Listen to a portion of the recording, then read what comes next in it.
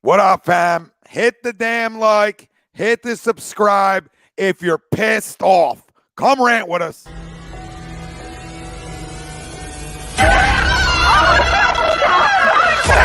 Let's go.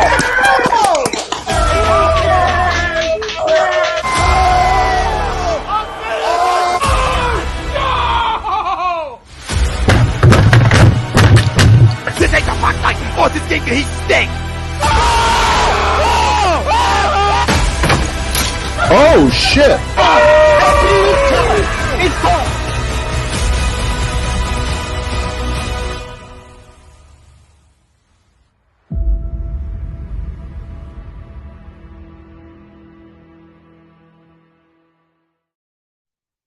Folks, Bob Mannery here. You're listening to A2D Radio, real sports talk radio for the fans, by the fans, no agenda. These guys are the best in the business. Hashtag it. No notes.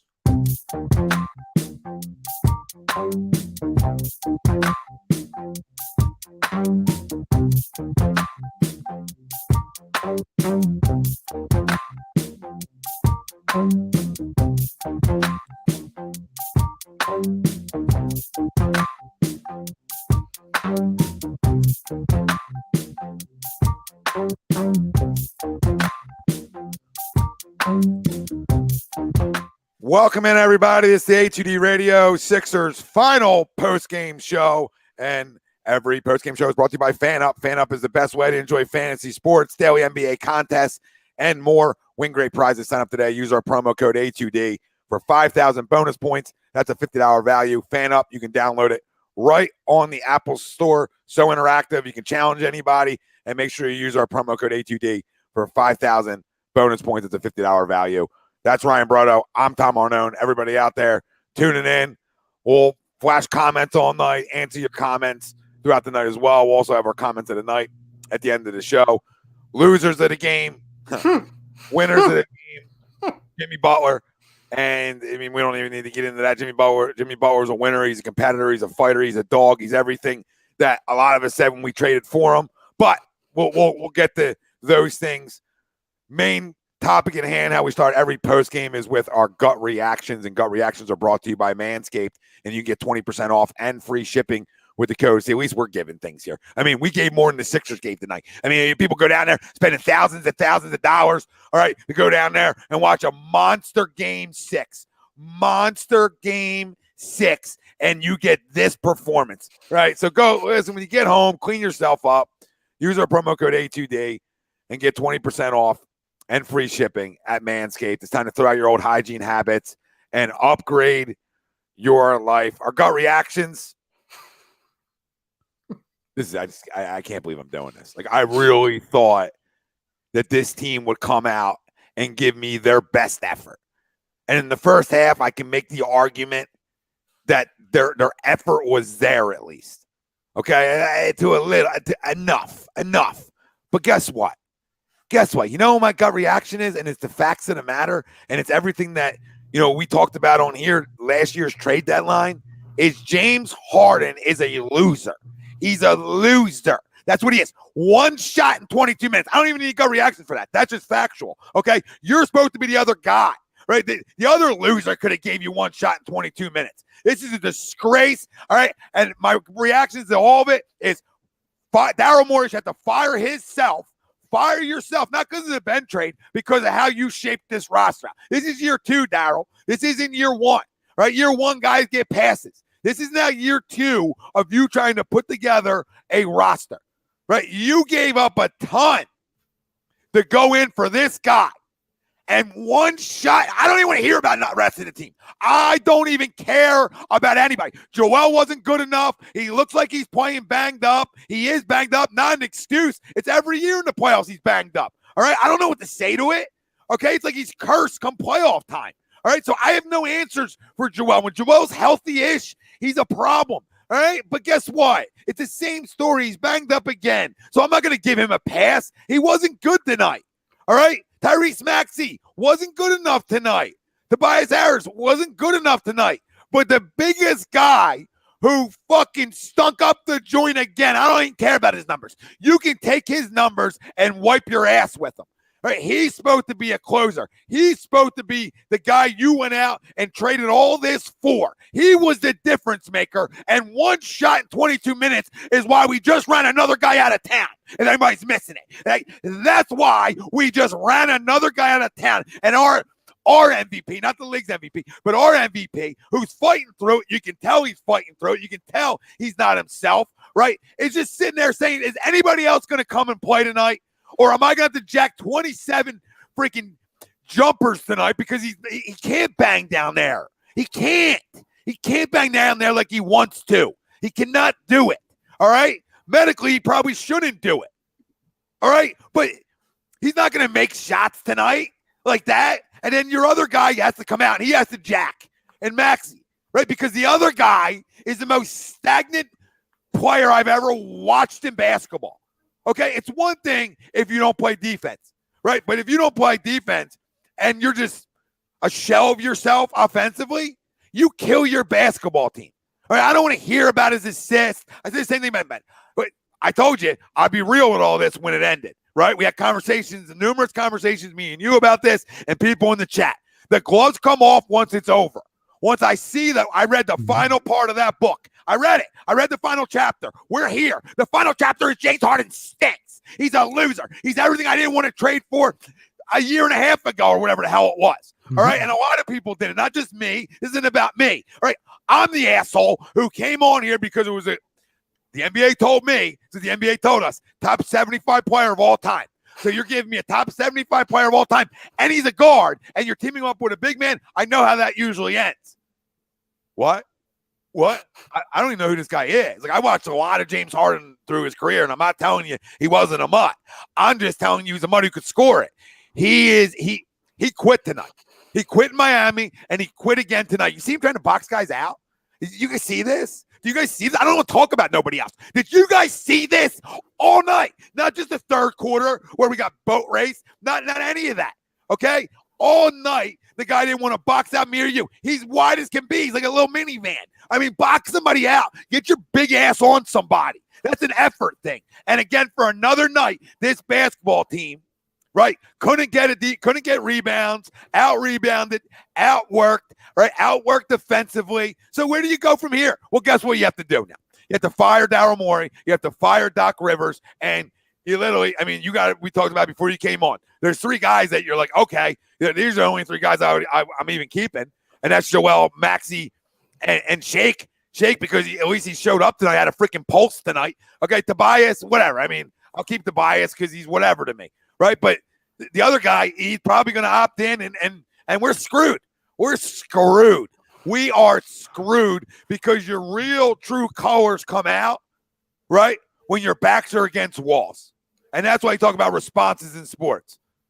So what's your response going to be tonight, James? Oh, I know. I'll pick up my dribble 1,000 times tonight. He picked up. I got yelled at by my wife because I freaked out inside and Cass like froze. All right, because I was like, "Why does he keep picking up his dribble? You're a point guard. Dribble the basketball. What are we doing? You pick up your dribble at the logo. You're picking up dribble at the logo. Listen, time. I don't know what you got to do. If he opts in, then trade his ass. Because if anybody in the league gives James Harden a max contract, they're morons. And if the Sixers give James Harden a max contract, I'm out. Here's my papers. Here's my walking papers. I'm out of here. I'm not going to watch this. It's another guy you try to team up with him. And then my last little reaction to everything is I'm heartbroken tonight. And I'm heartbroken not because we lost this. You know, I expect pain as a Philly sports fan. But if anybody got a chance to watch the very end of the game and into the post game and the little pressure with Jimmy right after the game, right on the court,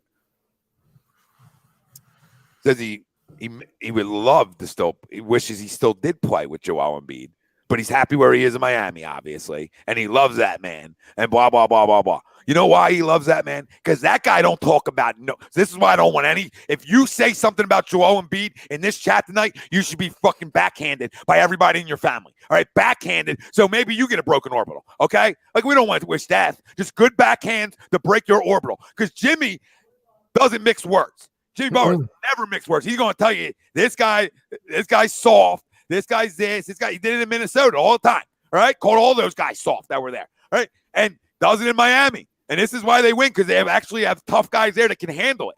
Joel Embiid, another guy who calls guys out and calls himself out when he's not good enough. But it tells you everything you need to know on what Joel Embiid is as a basketball player and his toughness, because that dude is not just going to come and say that. So we leave the Joel out of it tonight, and let's talk about the real problem at hand. And it even goes bigger than coaching, which Doc should be fired anyway. Okay? Now should be fired. But James Harden stinks. Enjoy the strip clubs, Jimmy, because you're not good enough anymore, buddy. You're not. And the last 2 games of this series, when you need them the most, right? That's when we look at guys. Binoculars, right, and then go. I know this was a long. No, you're fine. No, dude, I don't disagree with anything you're saying, so continue. So get the binoculars out, right? Let's get the binoculars out and look at what guys do when their backs are up against the walls. They just quit. He just quit. Like maybe in the first quarter. I don't know. The first quarter, I didn't get a chance to watch. I didn't get a chance to watch until after halftime. All right? Because I was still working. But I'm glad I didn't. I mean, it was a 1-point game, but the binoculars out of what guys do when their backs are up against the wall. And this guy shrunk tonight. And not just shrinking. The fact that you just didn't attempt. You didn't have a want to tonight. Like taking shots for James Harden has never been a problem. So why is it a problem now? And why does Shake Milton look like I'd rather give $47 million to, which I wanted, than James Harden? Like, if you put a gun to my head tonight and said, Tom, pick one. You give $47 million to one guy. Who are you giving it to? I would actually say Shake Milton. The guy with a pulse in game 5 and 6. That's who you give it to. The one guy with a pulse. Not because he's good, because I don't think he's good. I don't think he's a starter. But one of those 2 that you just named, Tom, had a pulse in the last 2 games. There's an age-old quote, Tom, that if a person or a group of people, in this case, a person, right? We'll get to the group of people with this team, because I'll take it exactly where you left it off, and I'll just expand from that, and we'll recap it, right? If somebody shows you who they are continuously, believe them. James Harden, throughout this season, throughout his little stint in Brooklyn, throughout his stint in Houston, especially in the playoffs, he showed you what he is. And I say that, and we haven't even gotten close, except for maybe 2 games, nothing close to Houston Harden. We've gotten whatever this is, this Chris Webber guy who can't move, guy who can't dribble, guy who really can't shoot either and never played defense, level player who was great. Now I don't know what the hell he is. That's what we've gotten. Aside from just the impending anger that surrounding, I think, this entire fan base, and it's just going to continue until we get some answers, and those answers, I have no idea what this organization thinks they're going to be. It's sadness. It starts with the Jimmy Butler comments, because I said this, we had a conversation back in the old studio shows, Tom, before Harden was even a thought in our heads. Before Maxey was even a thought in our heads, right? I don't even think Doc Rivers was here. No, Doc Rivers wasn't even here yet. This was the Brett Brown teams. And you and I had a conversation about how I, at the time, this was 2 years ago, was scared to death that 10 years from now, we'll look back on that Jimmy Butler team. Wasn't perfect. It's kind of improv throughout the rest of the season, because you kind of made a similar midway through the season trade. You're just kind of trying to figure it out as you went. My fear, and it's even bigger now, is that team will be the closest this team gets to a title. And I say that we weren't even that close, were we? We got bounced in the second round. Well, we got triple bounced or quadruple bounced in the second round. But you look at the path of what that team had. You look at a guy like a Jimmy Butler, who was the closest, and I would argue the only guy who's shown the ability to be that second star along with Embiid. And your legacy from then on end, and I don't see any end in sight, is you had an option. You had a decision to make. Choose him or choose Simmons, and obviously Tobias Harris. And there's a lot that went into it. Jimmy didn't want to be here for numerous reasons. But you were at a crossroads as an organization, and you went away from him. One guy's still playing, carrying his team with a roster which, and again, this is no shot at the Miami Heat. They were better. They wanted it more. They're a more talented team, better coach, better organization, all that. but we had the more talent, at least on paper. Maybe we were fooled to say so, and they're still playing. It's inexcusable, this entire thing. And listen, saying for myself, I was expecting to feel this on Sunday. I didn't think we were going to win the series. I thought we were going to lose on Sunday. So I was expecting this feeling, but I somehow feel worse than I did this time last year when you blew the tremendous lead against the Hawks and you ended up losing that series in 7. Because I knew at least what the direction could be. And that was just get rid of the idiot. Now you look like you might have another idiot on your hands who is expecting him to get paid, and he actually controls his destiny because he could just opt in for $46 million. Somebody said he did, but I don't think he did. No, he didn't. The report was that he did, but he really didn't because he blamed it on, I had to move. I had to move my stuff in Houston, so I'm not going to sign until the end of the season. Whatever that means, listen, we could play Dr. Phil and play conspiracy theorists and figure out what the hell that means. I have no idea. It's an embarrassment because we talked about this after Game 5. It's another year where we're not getting past the second round. And again, Tom, you and I were in the same boat. We weren't jumping up in arms saying, we expect a parade. No, we were saying get to an Eastern Conference Finals, show that you can at least progress as an organization and move on. Show us something different. Yes, move forward in the supposed. I hate using the word process because people get really handsy with that. But you know what I'm saying? Move forward at least. And this is coming from somebody myself that I argued with you, Tom, in phone calls. And we kind of both agreed with it. But I always compared this move to get Harden, to get rid of the idiot. I compared it to what the Phillies tried to do years ago with trying to get Machado in the building, right? This was about getting him in the building, giving the MVP some help. That aged beautifully, didn't it? And kind of figuring out what the culture of this team could be and then building through it, right? Taking the positives that you saw in a 22, 23 game sample size in the regular season and whatever comes in the playoffs and then building for it. Well, that just got blown up because you were able to convince us and even convince the people who were excited about the trade that I don't want to see another season of this. I don't want to see a max contract. I don't want to see an opt-in. The only thing I would slightly think about, and if people disagree with me, listen, I get it because the guy was an embarrassment. The only thing that would consider me being okay with bringing him back is if this whole, he's going to come back for like a 2-year, $28 million thing that's floating out there.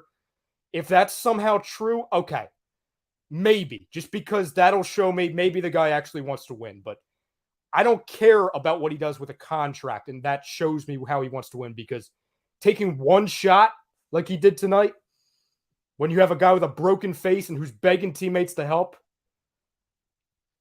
that shows me all I need to know about you. Yeah, he's a loser. He's a loser. I want no parts of him anymore. I wish we could get rid of him. Problem is we probably can't. He'll probably opt in or like you said, maybe he takes something less and he's still here. But I don't go in the next year because this is really going to rely on, and this is the crazy thing. And hold on, I'll read this first. Connor, appreciate the super chat. Thank you, Connor. Love your guys' channel, A2D. I'm a Bucks fan, but sad to see you go because I love Philly Bucks East Finals like 2001. Just to watch the series along with your channel, considering Bucks close out Boston. Yeah, and listen, we got a lot of respect for Milwaukee here. We really do. I'm sorry, Tom. Jesse, again, rewind it. Did we not just say that I don't expect that to happen? I was saying in the 1% chance he does that. I'm not predicting that, Joseph. Please, it's not the time for us to say stuff and then you guys misquote us. Like, please. Let's not do that to each other. Please. I'm sorry, Tom. But no, yeah, I respect the Bucks, and it would have been nice, but we're not going to get over a hump unless one guy, and this sort of ties into what I was going with here, is it's really up to, well, really two. Obviously, you need Joel to be healthy, but it's the growth of Tyrese Maxey because you're like literally you're praying that he can grow faster than expected, and maybe he can. I'm not gonna crush him. He hasn't been good in this series. He just hasn't. Not good enough. At least he brings energy and effort, but he wasn't good enough in this series. I think he would tell you the same thing. So, and nobody was. Like, nobody had a good series. Not one player on this basketball team had a good series. So where do you go from here? Well, you pray to God you get one goddamn full season out of Joel Embiid for once. 2, you pray on Tyrese Maxey's development. You hope that, because Harden's going to opt in. I'm sure he is. So he's not going to leave $47 million. That kind of meat on the bone. So I would assume an opt-in, and Tobias is back, and you're top heavy, and here we go again. I mean, that's all you can. This is all you got. So you got to really. It's the definition of run it back, because there's no creativity here. You're not going to get anything back for Tobias that's worth it. So maybe you get somebody that's willing to give you 3 players that you think are like good NBA players, right? And then you can like lengthen yourself out a little bit. That's the only hope you have. Your hands are tied now, right? And they were tied with Ben either way, and they're tied with James. They're tied for at least a year. Like, after the year, then other things can happen. But every year that passes, our best player, I mean, listen, I can't even say anything about him besides like, hey, well, Harper just hit one out. Thanks, Bryce. That a boy. Something positive with a UCL tear too. But another guy playing with an injury. Another guy playing with an injury. I mean, and this is why, like, my criticisms at times with Bryce and different things. I mean, the guy's a tough guy. Guy's going to play through shit. He's going to hustle. He's going to give you those types of things. And that's all you ask from your players, especially your star players. But, you have no direction now. You understand what I'm saying? This team, their direction is based off of so much hope. Can I tell you, and Tom, I don't think you would disagree with this at all. And in a way, I think this is the fan base, me, I think all of us speaking directly to Daryl Morey. Because he even said in podcasts, because he loved going on the podcasts, every freaking podcast imaginable after that trade, after he got. Guy loves himself some him. Yeah, so. He couldn't wait to find every friggin' webcam in the biz. He talked about how, this season, what we saw in this little sample size. He said this right after the trade. He didn't say this now. But he said after the trade that, it's a small piece of his greater plan, right? He kept talking about a greater plan.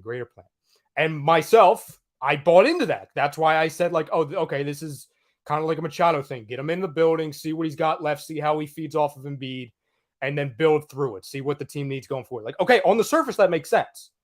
Got it. Completely understand it. This is what we're not going to do, though, Daryl. We're not going to do this for 2 reasons. One, because the guy's name I'm about to mention, his whole system and his grand plan failed. Okay, so we're not going to team up his failure with your failures. And 2, we're not going to bring in an embarrassment, $47 million embarrassments, other guy. We're not going to fire Doc Rivers and bring in Mike D'Antoni. That's not what we're going to do. We're not doing that. A guy who doesn't believe in centers, a guy who made Robert Covington his center 2 years ago. No, we're not going to do that to make James comfortable. No. Your comfort, I could give a damn about your comfort, because you weren't comfortable in Houston. You bailed. You weren't comfortable in Brooklyn. Daddy saved you.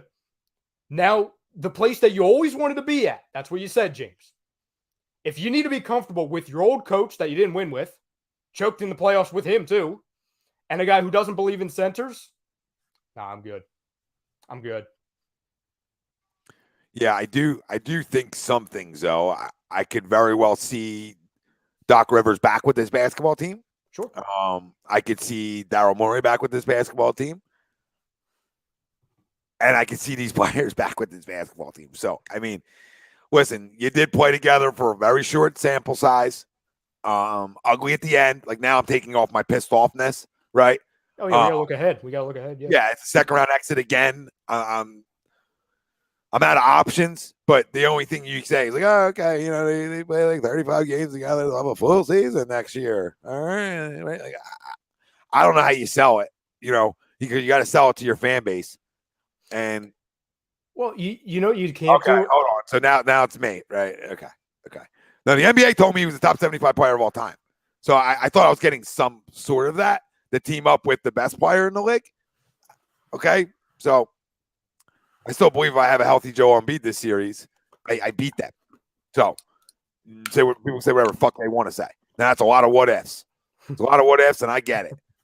But I still don't think we lose to them if Joel's Joel. No, because you're docking them. And again, this is because I know there's a lot of Miami Heat fans watching. So, like, I can hear them typing now. This is not a shot at you guys, but, like, you docked them 2 games at the beginning because you didn't have Embiid. Again, I'm not – listen, you could have – the way you played on Game 5 in Miami, I'm not saying it was impossible to lose those first 2 games with Embiid, but I think to Tom's voice, it would have been nice to see Embiid 65% healthy. You guys are idiots. Dealing with one guy. These guys are doing this to me. Like, I'm not saying Joshua is. It's just, Tom said we're going to go to Eastern Conference Finals. Yeah, that's what I thought. That's what it looked like. It looked like that they really played well together pre-injury. Like, Harden wasn't really good in the Raptors series, but Joel was Joel, and they still complemented each other really well because he could shoot, or at least a threat to shoot, right? So, I mean, like, it all got blown up when this guy got hurt. I mean, again, that's the biggest thing. Like, Harden was a mutt in these last 2 games. But that being said, he's going to be back. Like, he's going to be back. Like, I don't want him back. I'll get rid of him yesterday, but he's going to be back. Yeah, so, him, both father and son, Daryl and James, I think it's easy to say we would both be shocked if they're not both back. Absolutely shocked. I think Andre Drummond's on this roster again next year. Just to tell people, like, I think Andre Drummond's on this roster again next year. Yeah, could be. I could see a guy. I could even see a guy like Seth Carey coming back on like a cheap deal here. I don't know when his stuff's up, but I think he either has a team or player option, so he would be under. If it's a player option, he could always opt out. I would say eventually. I know nobody cares about 2 years from now, but I would say eventually he will be back. That's if his if the father-in-law, a lot of fathers we're talking about here, Tom. I will say too, aside from obviously, Joel getting even more hurt and that being kind of the biggest factor that swayed the Raptors series and the Miami Heat series, like the difference. And by no means is this to take pressure off of Harden. No, but Tobias Harris was very good. He was arguably our most consistent best player in the Raptors series. I would have to go back and look at the numbers to be sure, but just looking back on it, he wasn't good. He was the most consistent guy in the Raptors, correct? We can't say the same for Miami. And again, they adjusted to him. They had guys that could actually guard him. But to your point, it's like, okay, we had Embiid, who was much healthier, and you had Tobias, who was doing really well in the Raptors series. Then you go to Tobias struggles, and Embiid gets even more hurt. So I don't know I don't like, and I see people saying like, oh, how do you bring him back? I think it goes back to what we talked about a few months ago. I don't know what a Tobias Harris trade looks like. And I'm Mr. Trade Machine. I don't know what that looks like. Like, is that a couple bench guys? I don't know. Like, the one positive is that he played, I think, well enough to maybe boost his stock a little bit to where a trade with him wouldn't be just like a cap dump, which was being talked about, in the latter part of the regular season. But I don't know. Like, I hear everybody talk about, oh, just get Beal in here. I don't think I love Bradley Beal, okay? But I don't think Beal fits very well with Harden, Embiid, and Maxey. You're getting smaller and slower, and he even plays less defense. So, like, I get it. Like, you need another. And no, Michael Scout, we can't get Beal in a Harris trade. No. Unless you're giving them Maxey too, which I'm not doing. So, like, you got to look. The sad thing is you have to look at a wing. You have to look at a wing or somebody who could be like a big man who's good on the perimeter, which I don't even know what that is right now. And you got to look at like 5 bench guys. And that's where it falls on this general manager, because he put all hands in the pot for a guy who just isn't that guy anymore. And then he forgot about the other 7 roster spots. Yeah, and a guy who shot 1 shot in 22 goddamn minutes. So, I mean, that's just not what we traded for. It's just not what you traded for. And I agree with people saying it's the entire team. Yeah, listen, these are 2 nights of not the effort you want in playoff basketball. Yeah, I mean, Unfortunately, you traded you traded for a guy who had the peanut allergy, and I think he plays in China right now. Yeah, this is the stuff I don't do tonight, though. Like I get it, guys. Like we're gonna revisionist history the whole tenure of the air quote process. Like we're just gonna go back and revisionist history everything. Yeah, I would have liked to have Jaylen Brown over Ben Simmons. I would have liked to have Jimmy Butler here over Tobias. I mean, we could do this all night. All right, Jason Tatum over Markelle Fultz. Yeah. I would have loved all these things to go right, and we would have championships. I get it, but we don't have time machines. So what do we look at? We look at what's next. So gut reaction, Tom. What's your percentage that Doc Rivers is back? Right now, it's hard to ask me that because, I'm trigger happy. So, what I do is I fire guys immediately. Mm-hmm. I don't even let guys get out of the building right before they're canned. But I think there's there's a 75% chance he's back. Yeah, I'm pretty much right around that, unfortunately. And people saying oh, you got to get rid of him. I agree. Glenn's been horrible. Okay. Now I will take a little bit off of him for the first 2 games because we argued with people what do you want him to do really when your best guy is out?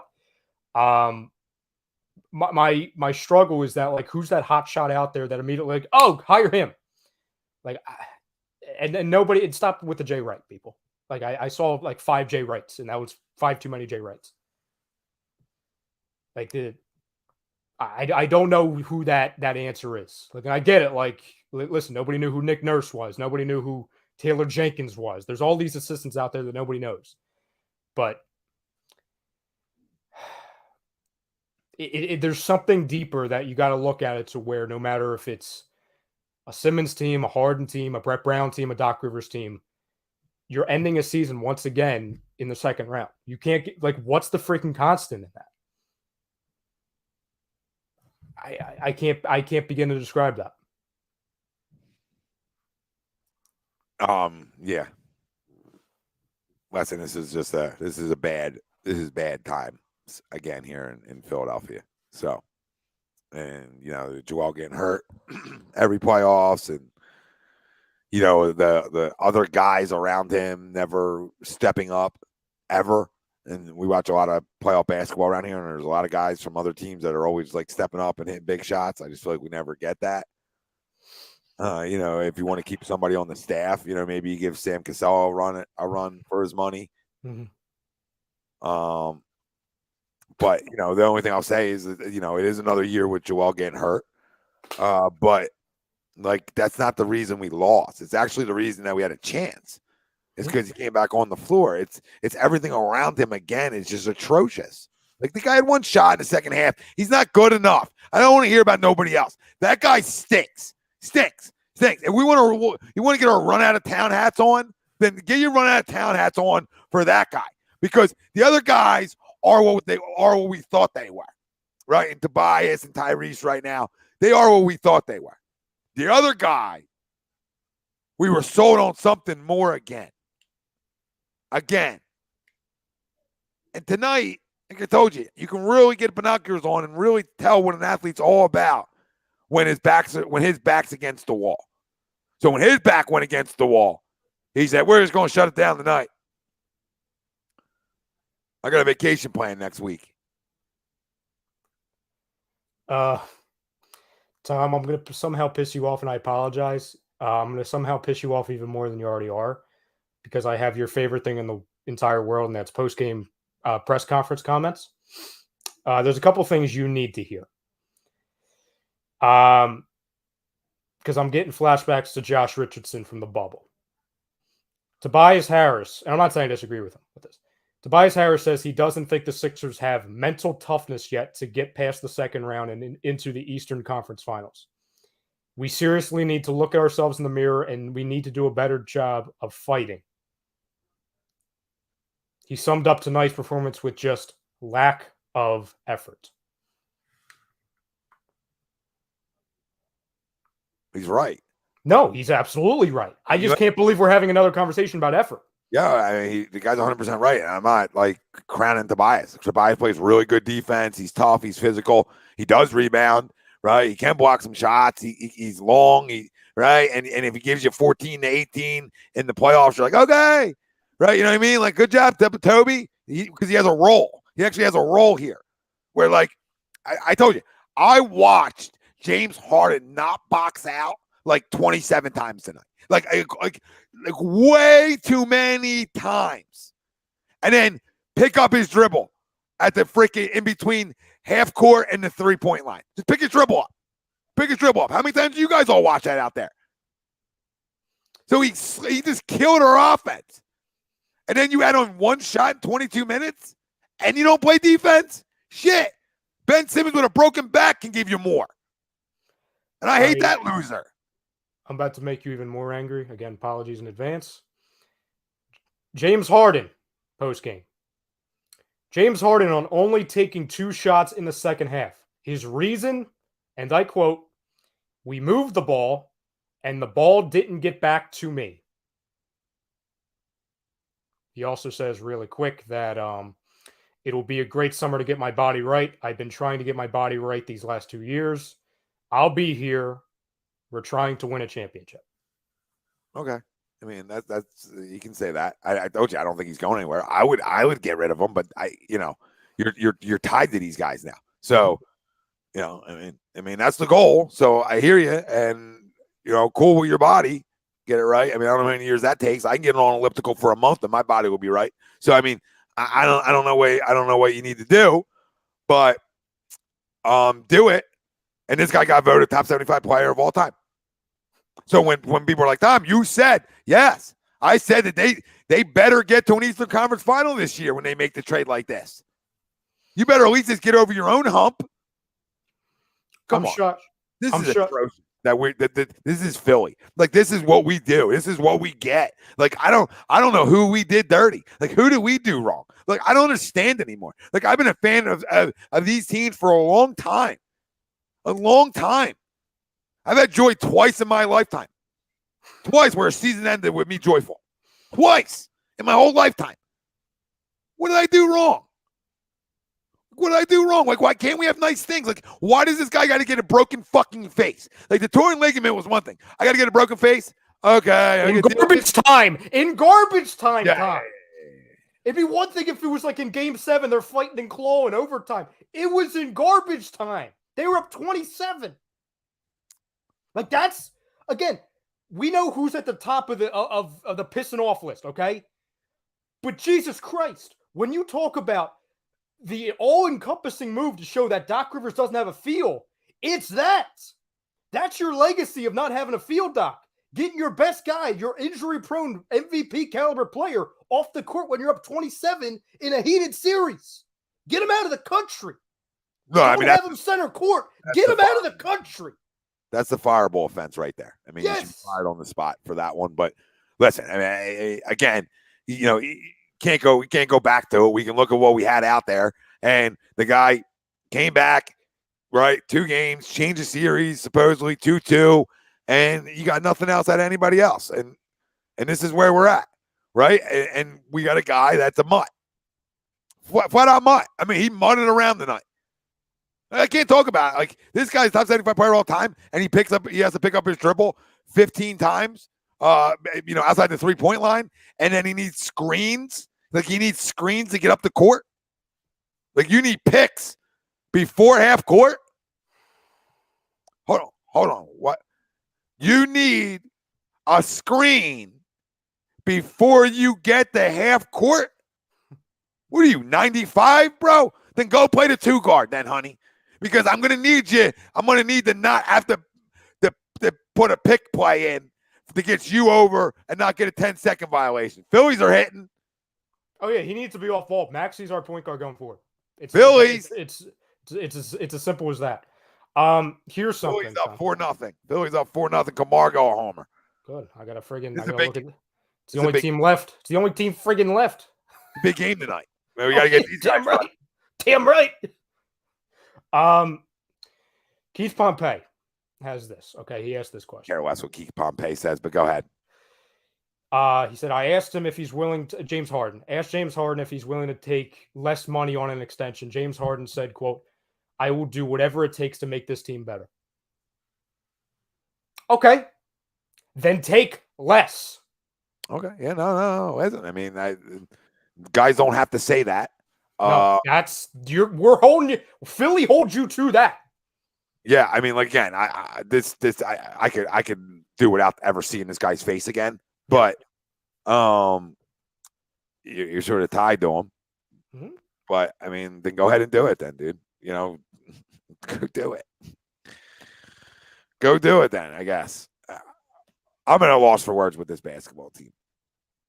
I'm at a loss for words that this guy gets hurt all the time on us. I don't understand. We're top heavy and we're not even top heavy. No, you're top heavy, like in principle, like, like that whole thing of like, oh, we have a deal in principle. You're top heavy in principle, but that principle never comes to fruition. Yeah, this one hurts me, Martian, more than anything. When Jimmy Butler said, "I wish I was still playing with Joel Embiid there." Yeah, it's upsetting because Jimmy's our type of guy, And when I tell guys that he's like around 20 or 25 player in the league, people get mad at me, but that's the truth of it. But he's a freaking flat out dog. He's a competitor. He's everything you want in a player. He's not a star. He's not a superstar. Like, he's maybe a star, I guess, depending on how you break up your rankings. You know what I mean? I don't know. Everybody ranks him up differently, right? But he's an extremely good player. Right? Extremely good player, and he's tough as goddamn nails. And there's a reason his team has gone to 2 out of 3 Eastern Conference Finals. I mean, credit to Jimmy Butler. Yeah, well, this series, Alex, I just feel like we allow guys to look like superstars. Like, any series we play against a guy, their best player is probably going to look really good because, like, we don't play enough defense. We don't do enough of those things. Like, we never have. I mean, we talk about a guy like Matisse Thybulle. Matisse Thybulle stinks. What am I stopping? What am I stopping, KZ? Like, I'm telling you, he's not a superstar. He's an all-star caliber player. That's what he is. Like, shut the fuck up. KZ's like, go beat Giannis in the Bucks. Go beat them. Go beat the big boy. Go beat Boston, and then we can have this conversation. KZ's go win a championship with that group of guys, and you're a superstar. KZ's on an I told you so tour because he said he told us years ago or months ago, last year about Harden and all that stuff. Good. Does that make you feel any better, KZ? Superstars win. So, too, like, he's been to a finals. Like, okay, go win it then if he's such a superstar. He's damn good. Like, I'm not doing this with Jimmy Butler. I love Jimmy Butler. Like, I'm the guy who couldn't be more excited when we got Jimmy Butler. Okay? And what kind of guy he is. But don't come on. He's between 15 and out. If you want to have him like 15-ish, fine. It's still not a superstar, guys. Superstars are your top 5 players in the league. They're your superstars. He was a superstar against us. That's all I care about. Like, you think the whole world's a superstar? You know what I mean? Like, there's only superstars, a select few. Yeah, superstars like elite. Come on, man. And I love Jimmy, but you guys are overboard. We live in such a now moment. Like he just took us to the shed. Who doesn't take us to the shed? Like, who doesn't? Like, freaking Kevin Herter took us to the shed last year. So Max Strus in game 5. Yeah, Max Strus. I mean, I could do without it. If I saw James Harden out tonight, I would square him up in the face. I would get arrested tonight. Like, I just can't believe it. I can't believe I had the audacity to make comparisons. I can't believe I had the audacity to think a guy I never liked that I got to now like. And I tried to. And we had conversations a month or so ago where I said to you, I don't know if this guy might stink. Like, this guy might stink. And I didn't like publicly run around and saying it because you want to try to like get behind the guy, right? And we do shows that get out to a lot of fucking people. So I don't want to create a narrative that, like, no, once you're here with me, I'm going to hold you. I'm going to love you. I'm going to rock you to bed. But you do me dirty, I'll expose your ass. And tonight and in game 5, he did everybody in this organization dirty.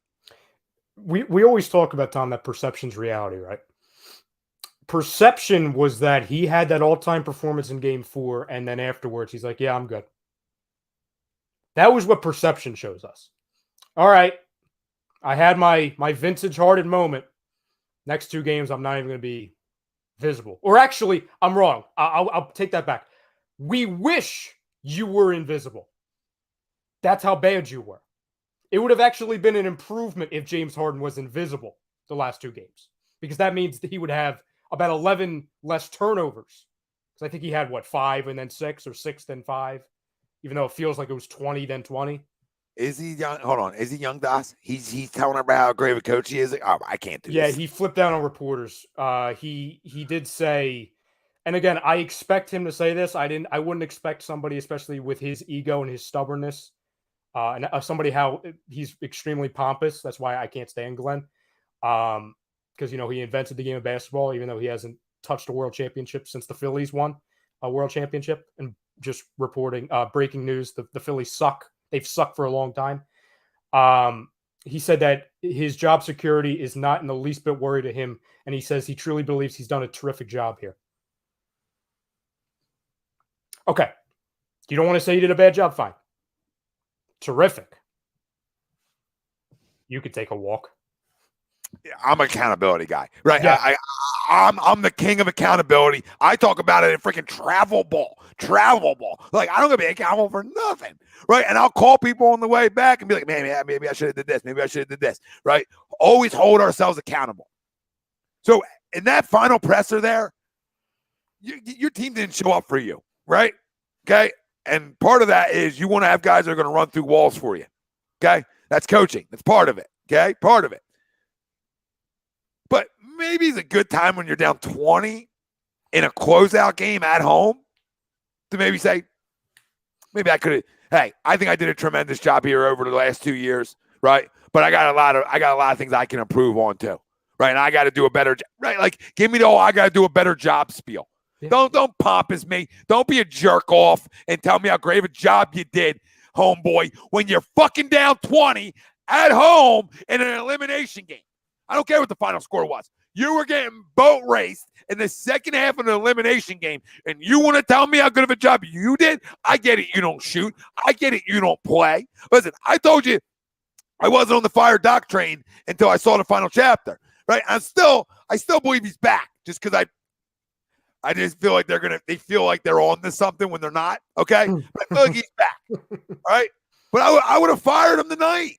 I mean, I would have really fired him when Joel got hurt, but I would have then followed up and I saw the final act. And then you come up in the presser and it's pat yourself on the back time.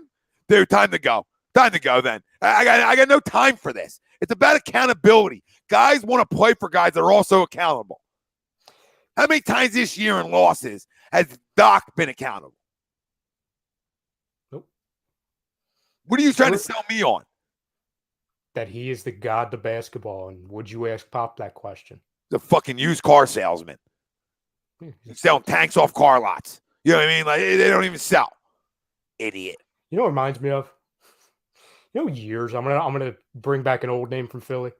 Remember years where you had like Sam Bradford hanging on in the league? He just kept getting jobs. Like, I was gonna say Chase Daniel, but like I like Chase Daniel a little bit. I don't like Sam Bradford. And we kept talking about when his money just keep coming up. Oh my God, Sam Bradford's made how much money? He's gotten how many jobs based off of what he was 10 years ago? That's Doc Rivers. He just keeps stealing money because the idea of Doc, of what he was, even though when you really dissect it, the one team he actually won with, pretty good players on that team. You know what I'm saying? Listen, that's for any coach. Yeah. Like, this isn't like he didn't deserve the win or any of that. Like, any coach that usually wins a title has a lot of talent, okay, in basketball. Like, usually go hand in hand. But don't give me this whole, like, I did a great job this year when you have talent and you didn't get over the hump. Like I told you, the only excuse that can be built in for this basketball team that they can sell a fan base to, all right? You understand? This is me spinning it. I'm not telling you this. It's factual. This is me telling you how they're going to spin it to you. Well, we didn't even have a half a year together. I'm just telling you how this works. No, you're absolutely right. When everybody's back on the kumbaya, look at we're all back together again. The band's back together. They're going to tell you, well, we didn't have a lot of time together. They're going I don't care how much time you get together. If you don't have guys off your bench that can score a little bit, you're going to stink. Like a little bit. We talked about like 20 points, like a little bit. And if your starters on any guy, I don't know. We could do this all night with these guys. It's his legacy, Tom, since he's gotten here. He barked at reporters and tried to educate us as fans and everything because, oh my God, he believed in 25. Remember that? That was last year's legacy. Oh, what do you mean? What do you mean take him off the floor? You guys clearly don't know basketball. What do you mean? You want me to bench him? Yeah, we do, Doc. Oh, who ended up being right? Us, Doc, or you? Oh, no, us. Okay. That one I'm okay with, though. Like that because one. He's sticking up for his player. That one, he's not going to come out publicly and be like, But don't be pompous. Don't be pompous to like, oh, you know nothing about basketball. Okay? You know what I'm saying? Like, there's a difference. There's a difference between, hey, I'm sticking with my guy. He has a ton of talent. We're figuring it out. To, how could you question him? You know what I'm saying? Like the goal that we had to question him. That's his entire identity. How dare you question me and my thought process? No, Doc, your identity is that when you get to the playoffs, you choke because lesser coaches adjust to you, figure out that the stuff you're selling sucks, and then you can't adjust back. That's why you blow leads. That's why you haven't touched a title since 2008. That's why, Glenn. Not because of all the excuses that you gave the reporters 3 weeks ago of, you see all the lack of talent we've had over the years? I don't give a damn. I do not give a damn. And in the one series that you actually won, you scrapped out of that one in the first round. You're on the doorsteps of embarrassing yourself again. Because the storyline was what? Entering game 6. What was the storyline, Tom? Oh my God, they're going to blow a 3-0 lead. No, 3-1 lead. Thank God it wasn't a 3-1 lead because they would have tied it up. Like, even when things are going right for you, Doc, you get in your own damn way. But nobody can question you. Well, in his own damn way, he arguably got our player hurt. I mean, I don't want to ever blame that on a coach, but he should never been in the basketball game at that point. No, it's the most lack of feel I've ever seen. And here's the other thing, right? We talk about effort, Tom, and by no means is this to take any onus off of the players. I think it's an embarrassment that the players need to be benched. Because this isn't like you sports. I mean, this is the pros. Like, you shouldn't have to worry about somebody else's energy to get you going. You should control your controllables at this point of your career. So, that's a player problem. That you can move and shake coaches all you want, right? Energy and effort's a player problem. That's never going to be a coach problem at this level to me. Never. Schematics, schemes, personnel, how you use guys, etc. Sure. But in terms of energy and effort, that's not on a coach. That's not on a coach. I mean, this is you're the one playing. You're the one's reputations get thrown around, right? You know what I mean? You get all those things. You get stuff thrown at you because of this crap. So to me, you can't that I will never put on in the NBA. I will never put that on a coach. And honestly, neither do I. But this is why I bring that up, right? And maybe this, I'm just speaking as me. Instead of going nuts on reporters talking about how great of a job I did, I would look at myself in the mirror because, again, I get he's coaching grown men and the players play. But if I had to just beg my stars, again, this isn't the Magic. These are star players, top 75 of all time players, MVP caliber players, max type contract players. If I had to beg them to fight, play aggressive, try, talk about effort, aggressiveness, all that. And not only game 5, but then in game 6 at home, I look at myself in the mirror and think, well, did they not believe in me?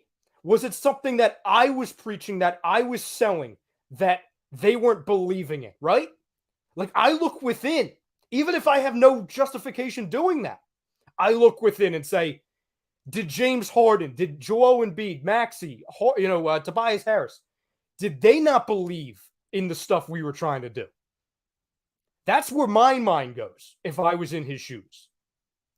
And again, It has nothing to do with how, obviously, the players should not need to be begged at all. That should not be a conversation. But good God, that's glaring. Well, that's what I said. I mean, as a coach, you're always going to hold yourself accountable. Which he doesn't do. You're always going to say, like, what could I have done better? Like, that's just part of it. So, I mean, it's up to players to go play. You shouldn't have this is what it really tells me. Okay. Games 3 and 4 of this series, when Joel came back, was like a spark, right? And his defense really showed up, and, other guys stepped up scoring wise. And then when it really looked like he just got to a point where, like, he really couldn't play through it, right? And, right, like, he looks like he couldn't play through it anymore. It became like that bad for him, just by the way he was playing, right? So then when does it come on other guys that have a sense of urgency? And what it shows me is that this roster just isn't good enough. It's one guy. It's one guy that is this roster, and we go as he goes. And if he's not going, then here we are going golfing. The Miami Heat made one adjustment after Game 3. And we went from double teaming Joel to we're going to triple team him. We're going to make them hit a shot on the road. And in this case, we're going to make them hit a shot at home. And nobody did it. That was their adjustment. And we couldn't adjust back because other than the one guy and a 21-year-old, nobody was really good enough. And Maxey wasn't good. Like, I know he tried. Like, I give him credit. But he was terrible in Game 5. So even like some of the positives. Like, they didn't go on you. They didn't do like this intricate system of defense. They didn't drop it. No, they're like, okay, we're going to run one extra guy at Embiid. George Niang's going to be wide open. He's going to brick it. Danny Green, prayers to Danny. That sucks. What happens to him. But Danny, last 2 games, he was ice cold. Unfortunately, he makes a 3 right before he gets hurt. Tyrese doesn't even shoot. Harden passes up more and he dribbles more than he actually shoots. And Tobias, he went cold in the last 3 games, at least from the perimeter. Yeah, one thing I want to say is I don't think like Eric Spoelstra made like these big time adjustments. I know, Joseph, you want to give him a credit for making big time adjustments.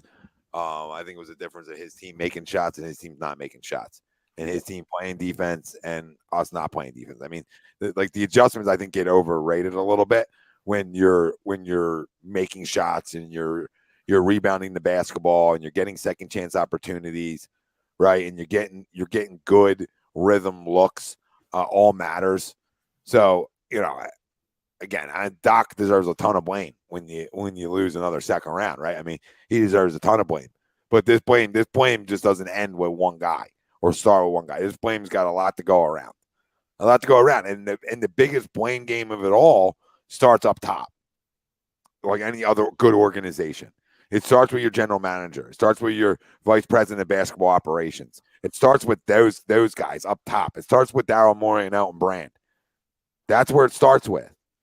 Okay, so I mean, as much as we want to crush everything else underneath of it, rightfully so, it starts with the construction. It starts with who put this together, and the guy who put it together. I mean, maybe there's a reason he didn't get over a hump in Houston either. But as soon as Joel Embiid's not the player he is, you can see this team is what they are. They are what they are. Because there's no other guy that's gonna bring what you need, especially come playoff time.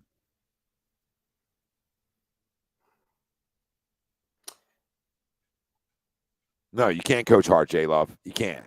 Guys either have that or they don't. You can preach it. You can talk about it. Energy in closeout games, that shouldn't even be a question.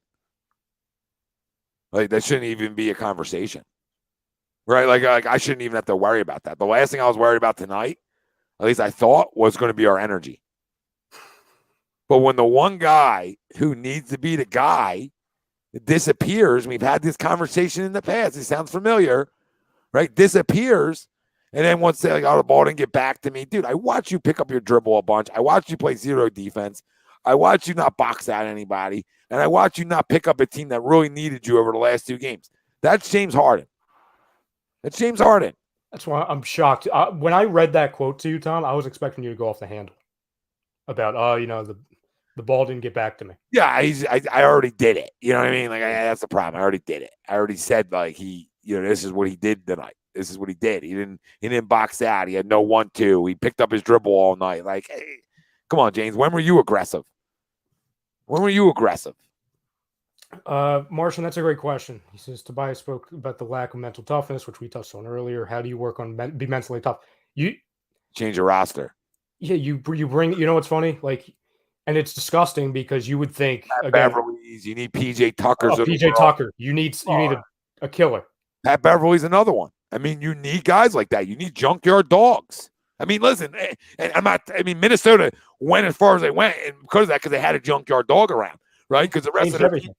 Yeah, like you just need them. There's a reason PJ Tucker's had success wherever he usually goes, and he was with Houston, but the problem is he was running the center there. So, when you put him on a team like Milwaukee and he really gets to play a role, this is what happens. So, you don't have who's that guy here? No, who's that spark? Who was that guy? Like, who was the guy that was supposed to fill that role? Danny Green? Like, who do they think was that guy?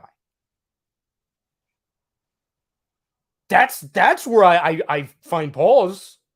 Well, I think coming into this year with the loser on your team, and guys like, and then your backup center's Drummond, and you feel like, okay, you probably didn't know he was going to, we don't know. Nobody knew what was going to happen with that guy. But my point is, I felt like they thought that they were coming in a really good defensive team again. So, in terms of that, but there isn't that guy on this roster. Yeah, there's no toughness. Like with any, you know what I mean? There's no toughness. You go to Jordan Yang, he stinks. No, he's a guy. He reminds me of like somebody's uncle, and he sucks. Like you can't be the vocal leader and your toughness leader when you suck.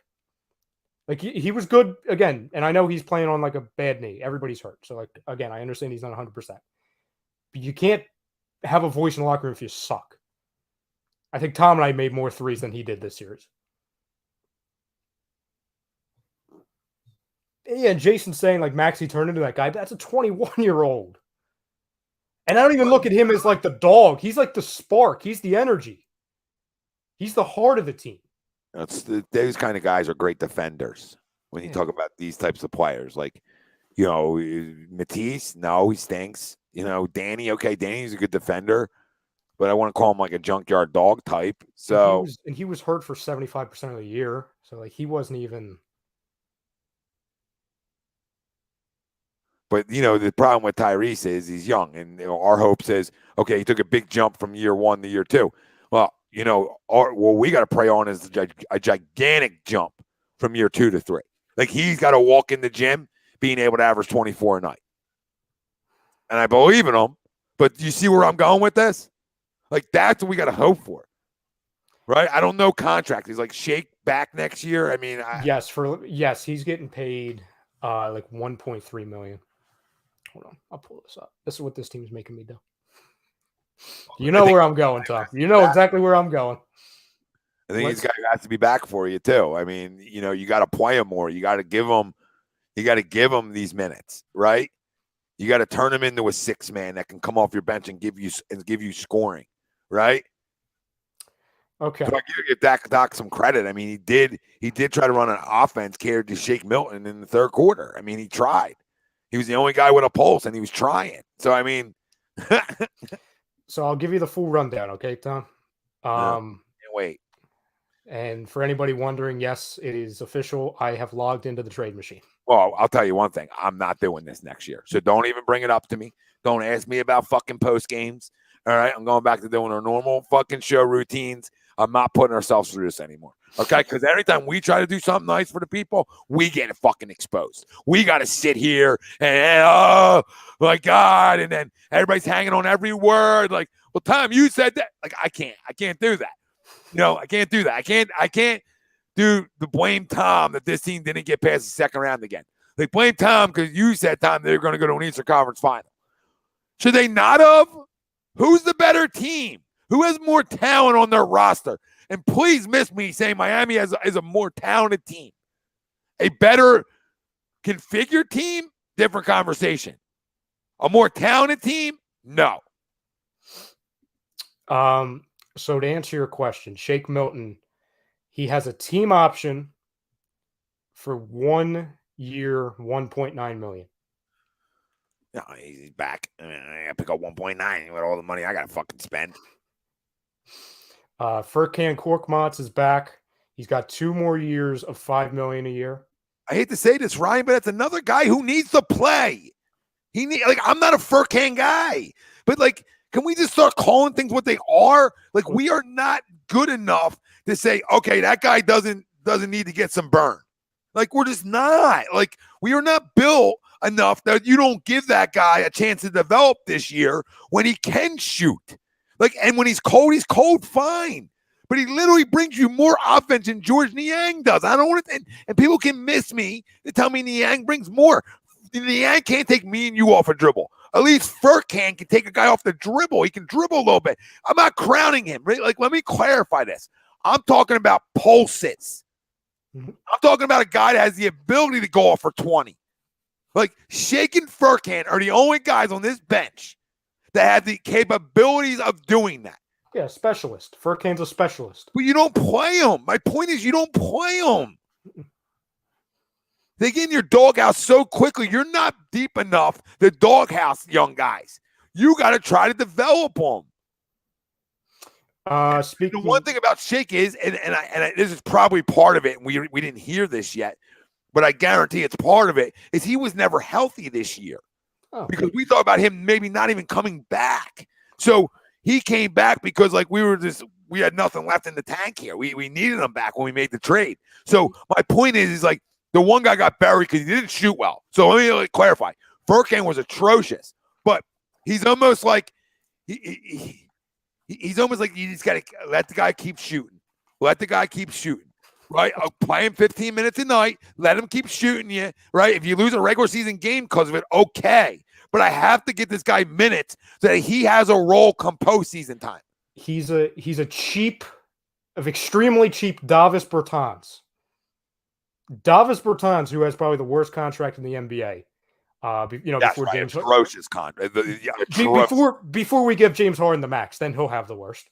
I told you this already. If we give James Harden a max, I'm no longer watching the NBA. If anybody in basketball gives James Harden a max contract, I'm done watching the NBA. I would need a doctor to come to my house and tell me his fucking hammies are now 10 years younger. I would need proven evidence that hammies just got younger. And we go to our doc, make him yours, Dr. Paul Waddell, Specialized Physical Therapy, LLC, Burlington, Cherry Hill locations. Find him on the web, specializedphysicaltherapy.com. He's on all your social media platforms as well. Go give the doc a follow. He's the best in the business. He's been with us for, my goodness, 4 years now? I mean, a long time is Doc being a big part of HUD's growth, and help him grow, family. I had to put that up. No, I need to get reads in. I mean, this is I'm not doing my job here. So, but it's and the problem with Furkan, and the funny thing is he thinks he's good. If there's another guy who believes he's making the shot he's taking outside of Joel Embiid, it's Furkan Korkmaz, like it or not. So again, this isn't a crown party. This is you got to believe you're good at something too. But that's the problem sometimes with veteran coaches is they doghouse these guys so quick, right? And it's he's shooting 23% from three. He can't play. Well, I'm never telling you he can play, but he can get to the bucket at times. He can do some things. He can bring you something that you did not have on your bench. And listen, benches help you win. Their goal really is to help you win at home in the playoffs. That's your goal. On the road, it's got to be your stars, right? But at home is where you really get your bench guys. And they really, it's really, you rely more on your stars on the road and your stars everywhere. But your bench guys usually play better at home. Well, we didn't give these guys an opportunity. I mean, Shake Milton at one point was running 7 minutes a night. Now, maybe because he was still hurt, running 7 minutes a night, not even getting a shot off. Because He just had to stay in the corner. No. Let me help you here, Sam and Doc, two freaking fucking point guards, two former point guards. Let me wake you two up. He's a guy who needs a ball in his hands. Yeah, he So sick of it. Like, I'm so sick. People tell me, Tom, you don't know enough about basketball. Yeah, I think I do. And these two would not have won you this series. It's the point moving forward on what you have to allow happen because you have no bench. Fuck. Oh, and also you're not going to play, and you know my stance on Korkmaz, okay? You know my stance, so I'm not Mr. Play him every single night at all, okay? You know my stance. No, that's true. That's true. But my point is, and the reason why I brought up Bertans, he's a cheaper version of that because Bertans, who gets serious amount of minutes in Dallas, got serious amount of minutes in DC, and our friend Yusuf will definitely attest to that. He does one thing, so he actually does less than Furkan. There's two places on the court he can shoot. That's it. There's two places. If he's not extremely hot, there's no, he's the worst player in the NBA, bar none. Worse than DeAndre Jordan is Davis Bertans when he's not making shots. You know what they still do, though? They play him. They put him out there. They gave him the opportunity to make shots. And also, it's the biggest hypocritical move in the world because, and again, if you're just tuning in, we're not saying Furkan Korkmaz was the end-all, be-all. We're talking about things moving forward and how nobody had a feel on this friggin' organization, okay? For anyone just tuning in. You just gave the guy 3 years, $15 million. You gave him that. You tied, it's a cheap contract, okay? But you gave him 3 years, and then you didn't play him. I get it. He shot 22% from three in the first half of the year. But you gave him 3 years. So you're just going to ride him on the bench for the next two? Try it. Ryan, the only thing I'm the one who started attacking this, right? Mm-hmm. Makes sense? So then I'm going to give myself a rebuttal, right? Yeah. The only thing I'll say is when you make moves like this at deadlines and you move and shake things, right, it gets guys all out of whack. So now it's your job as a coaching staff to get guys in their roles, and it never happened, okay? It never happened. So that's where I blame coaching. You didn't get any of these guys any roles. Like you act like you have the the greatest bench of all time. No, that's the weak part of your basketball team. Mm-hmm. Also, Tom, George Niang will be back under a 1-year, $3.4 million deal. Then you have Matisse back under contract from one more season at 4.3. It's funny, Mike Scott's contract still shows up on the trade machine. I think that's hysterical. Now here's the thing, Tom, and this injury is going to be a big decider of it because I don't Danny Green. I think it's serious. It's a team option for 1 year, $10 million. You can't pick that up. I don't think you could pick that up before the injury. You agree with that? Who was it again? Danny Green. 1 year. So he's got a team option, 1 year, $10 million. You can't pick that up now. I could understand if you picked it up so you can have $10 million of cash, of cap space in the holster for the deadline, right? That you can attach. But because of this injury, you can't bring him back. No. Nope.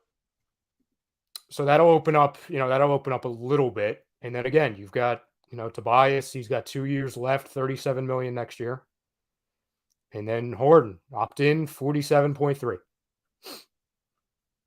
The rest of your guys, DeAndre Jordan gone. Jaden Springer's back, but he doesn't even play. I think it'll still be 19 by next season. Paul Reed back for 1 more year at just under $2 million. Isaiah Joe, same deal, just under $2 million for 1 year. Millsap will be gone. Bassey will be back, and everybody else will be gone. So the guys that you're going to kind of have to hang on to, Niang's probably going to be back.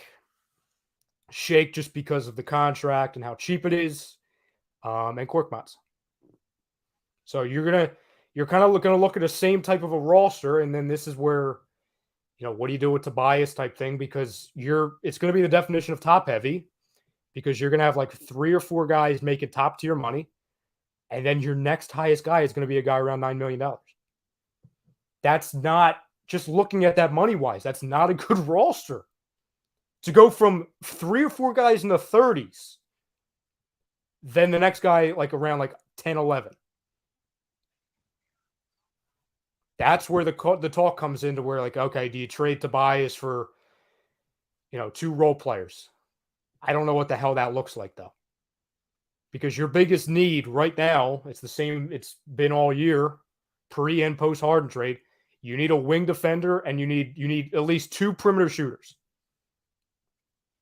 Aside from a backup center. But I can, maybe that's somebody that's already on roster. I'm not sure if you actually want to try to develop them.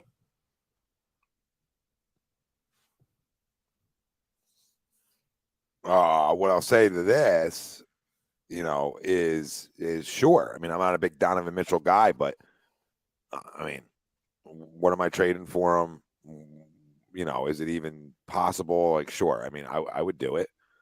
I would absolutely do it. Right. I would trade. I mean, I like Tobias, but if I can get 2 or 3 players that make me deeper, sure. Like, I listen, everything's on the table outside of 2 guys. And even those 2 guys, as much as I love them, what did you offer me?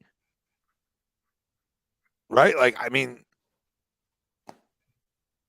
I got 5 years, man, of not getting out of the second round. So, I mean, to me, at this point, it's like I'm not looking to trade Joel. I'm not looking to trade Maxey, right? Like we talked about. I'm looking to trade certain guys. But, I mean, if you blow me away with something, everything's on the table. So are you in the state where you're listening? Oh, you always got to listen. Okay.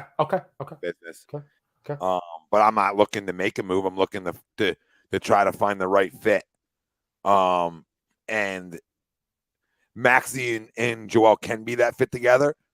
It's just, is he able to grow to that level fast? Right? Maybe because he's around a lot of veterans. Maybe that helps him. Right? But like, I don't know what's movable. Right? That's the problem. Like, okay, Tobias is movable, but for what? Right? Harden, probably not movable, but if he is movable, for what? And then if the reports are true where he's saying like he'll take less the win, then you have to keep him. Like, and then it's like, okay, well, I don't got to pay this guy max money and I can keep him? Sure. Like, fine. We'll all sign up for that probably, even though we hate him. No, he's got to take less and he's got to take short. Like that's the sad thing. And the only person he can blame is himself. Yeah, it's got to be like into this. It's got to be like a two-year deal after the opt. Like, you can't opt into that, and you have to re-sign a contract of a 3-year deal. Where you're making like $20 million a year. I'll give you, like, how about this? 2 years, $20 million a year. That's what you got. That's all you can make. 2 years. First year's like 25. The second year's like 27. The third year could be like a team option, right? And that third year could say 30, right? Because we know by that point we're not opting in. But you know what I'm saying? You have that hanging on a carrot. Well, what you do for him is, you give him because it's going to be the years to him. Yes. So if you're going to sell him short, you got to give him the years. So there's got to be a meet somewhere. So, like, to me, I don't do this. I'm just telling the people, like, you probably got to give him a 4-year deal that you don't like, right? But that 4-year deal is worth like $90 million, okay? Which isn't max money, all right? And probably averages around like $23 million a year, something like that, I would think, right? So, like, off the top of my head, 22.5. 22.5. So right there. So that's what you got to do, because again, I'm not doing shit with the guy, but you tied your horse to this cart. That's what you did. So you tied your cart to this horse. Any way you want to phrase it, he's far from a horse. He's more the cart, the slow as he goes. But this is what you did. So now the only way you make up for it is like 4 years. $85-90 million. Okay, guy's still making a lot of money, right? He's making a ton of money. So, and he still has an opportunity to win, but now you allow yourself the flexibility to go get some more on this roster, right? And that's the only chance you have. I got to read you this too, Tom, because this is now a trend. He's brought this up numerous times now. Embiid postgame on Jimmy Butler. Honestly, I still don't know how we even let him go. I can't do this tonight. I can't do this tonight. That's like, I'm not trying to do, we're not doing like the panic thing. Okay. There's enough to panic about. But when we get like the crazy comments of like, up and Embiid's out, he wants out. The one crux that gives me 1% a chance that there's something in his brain thinking that, it's because of what he just said there. Because that comes up every offseason. There's venom there. There's venom between him and that organization when it comes to that. That's bothering him. Yeah, that's fine. I mean, listen, I always take Joel's side, but I'm not doing it right now. I'm not doing it right now. You know, I mean, you're hurt again, and I love you, but you're hurt again. I don't have time for the blame, the point finger game, outside of you saying like, hey, I don't know how we let that guy go. That's just a quote, right? There's probably more to it, but I hear you. I mean, that's what we all would say, and that's respecting the guy that he's friends with, right? So that doesn't like cause me to think he wants out. That just tells me he's smart. Yeah, he wants a killer. He hasn't had a killer. He's had one, and it's him. Okay, I knew this was coming.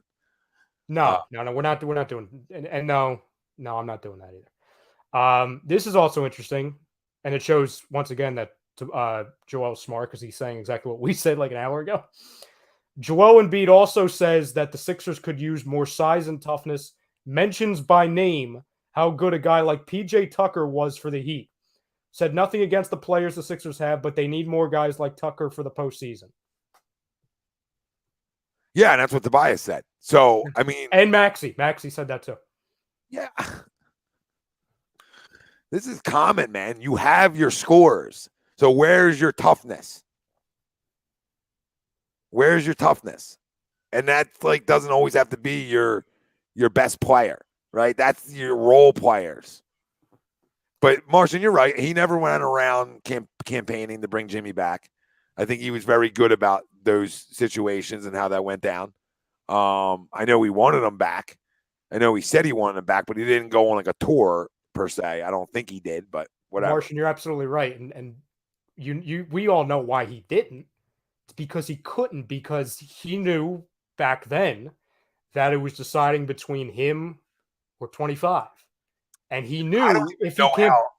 I don't even like real quick. I don't even know how true all that is per se to say this. Like, there's also a lot of conflicting reports about Jimmy wanting to be in Miami for a lot of different reasons, money reasons, like luxury, like different tax reasons. What these guys think about is why guys don't rush to play in LA. Okay, so there's reasons on why guys decide to sign certain places when they're trying to cash their last bag. And he did it because, one, it's a well-run organization, all right? So he knew they were going to be competitive. I don't think he believed they would be this good, okay? But he wanted to be the guy too. So there was other reasons than just Ben Simmons, right? There's other reasons. There truly is, because you're not going to tell me like him and Joel are so close, but he's not going to sign here because of Ben. I find that really hard to believe. On the surface, like that might be a part of the reason on why this other place looked more attractive. But bro, if you're that close to Joel, you sign that immediately.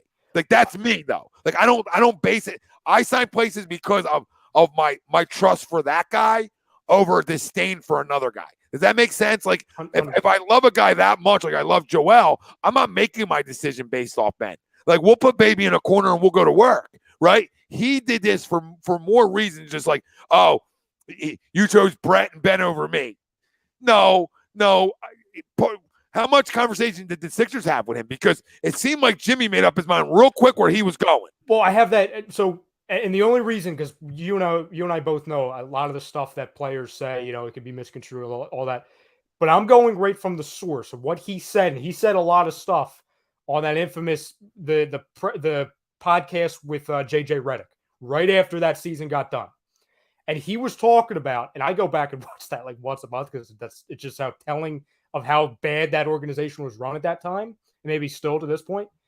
He talked about how he had every intention on coming back until he heard them talking about how there was discussions about bringing him back under one circumstance.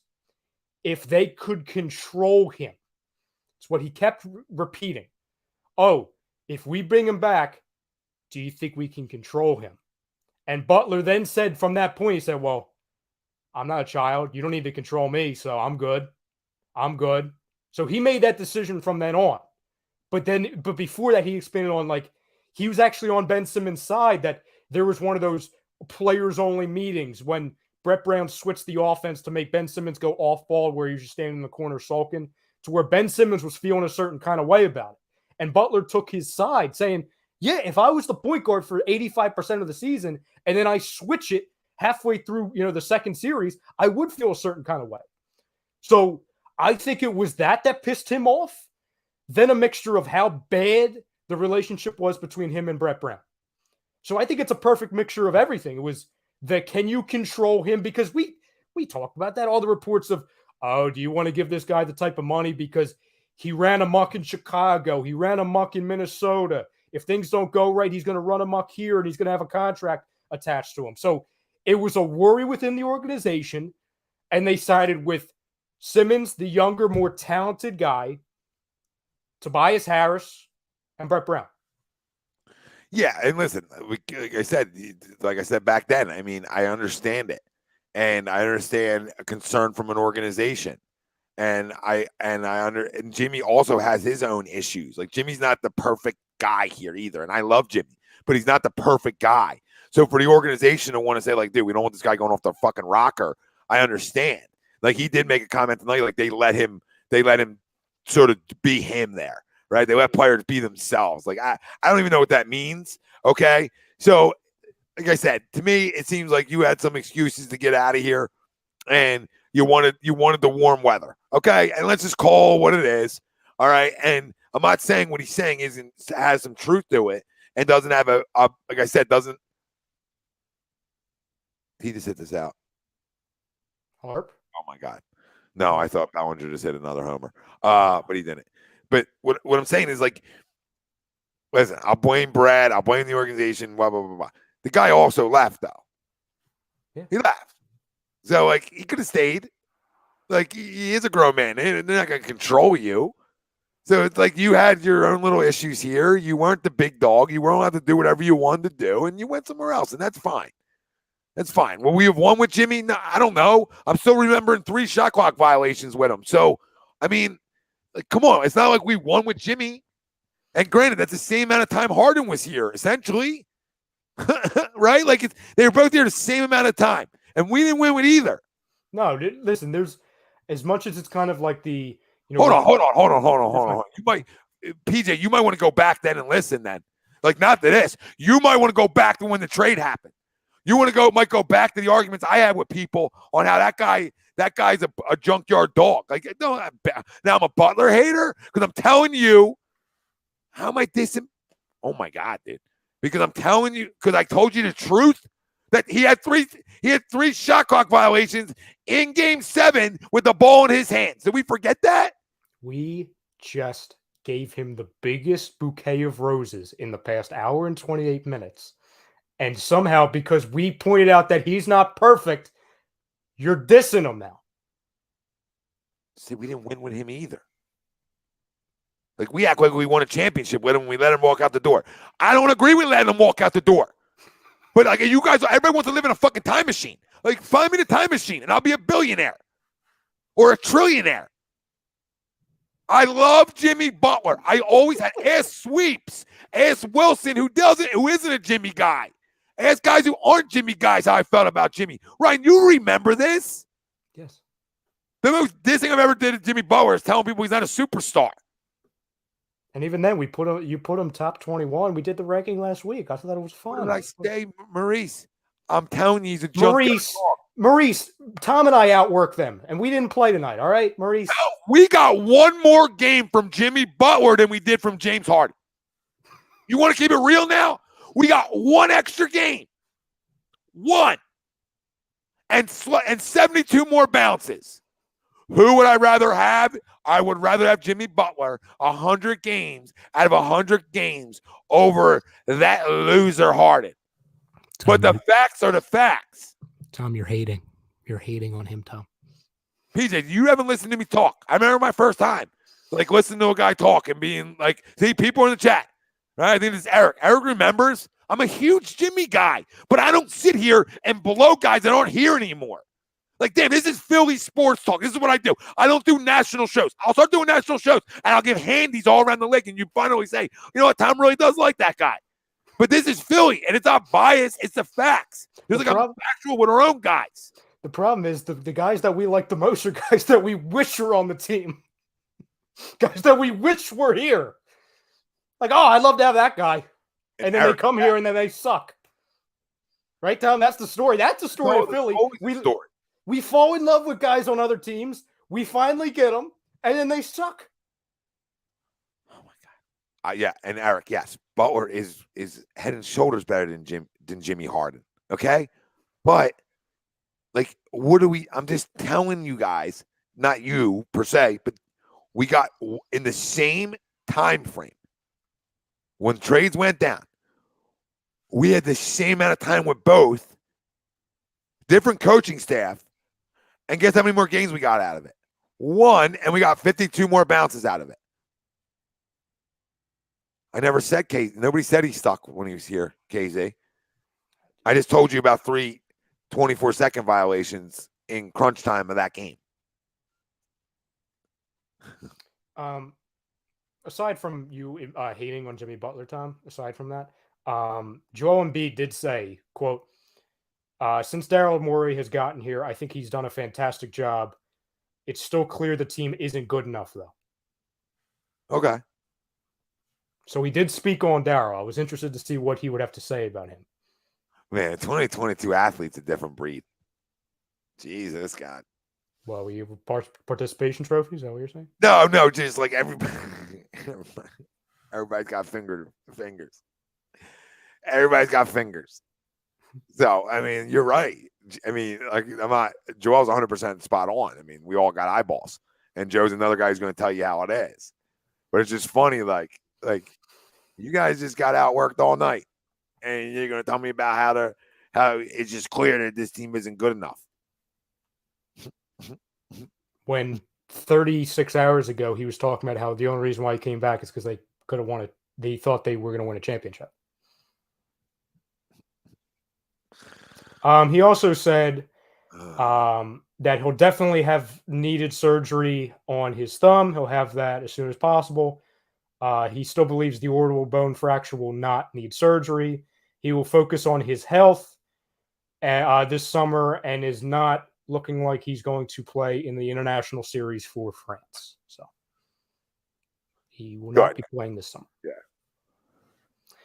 John, I'm still looking, brother. That's why literally the only reason why I'm scrolling the depths of hell, which is Twitter. It's the only reason why I'm scrolling.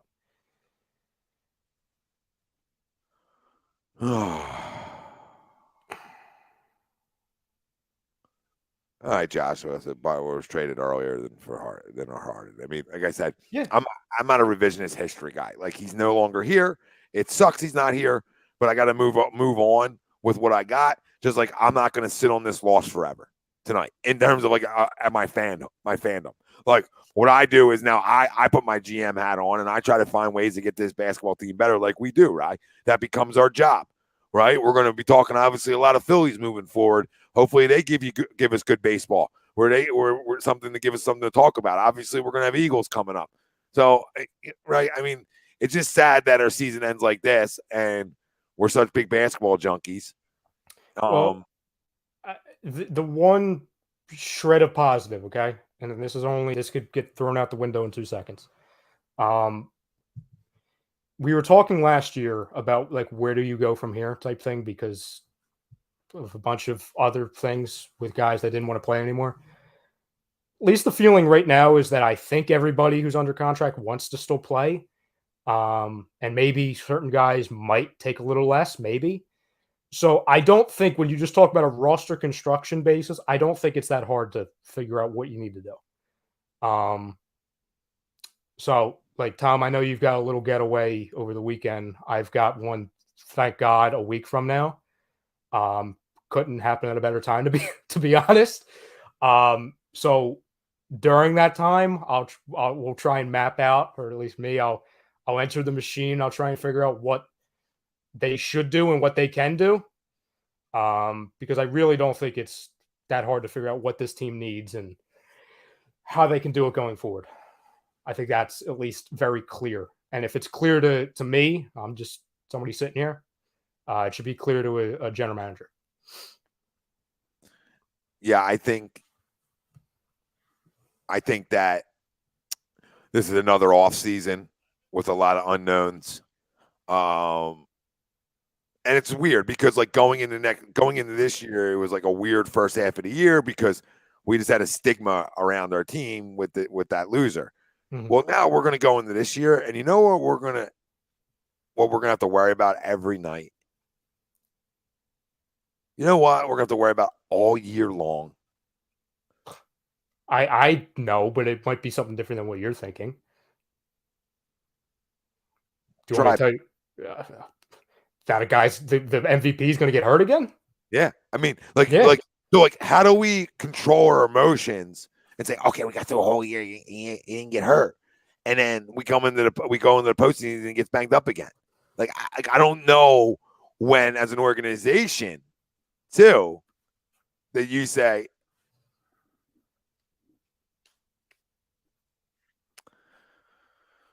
when your entire future of an organization is revolving around a guy that can get hurt at any given moment. Yeah. And maybe there's a conversation about trying to sell high. Because you know how these organizations go. I mean, I wouldn't do it. But and you see other organizations winning without a transcendent center. With a deep roster and one true star. Yep. Again, I'm not saying that. I'm saying that's what the conversation could be. Yeah, I'm not saying none of it. No, we're not saying that. We're just saying what the conversation could be.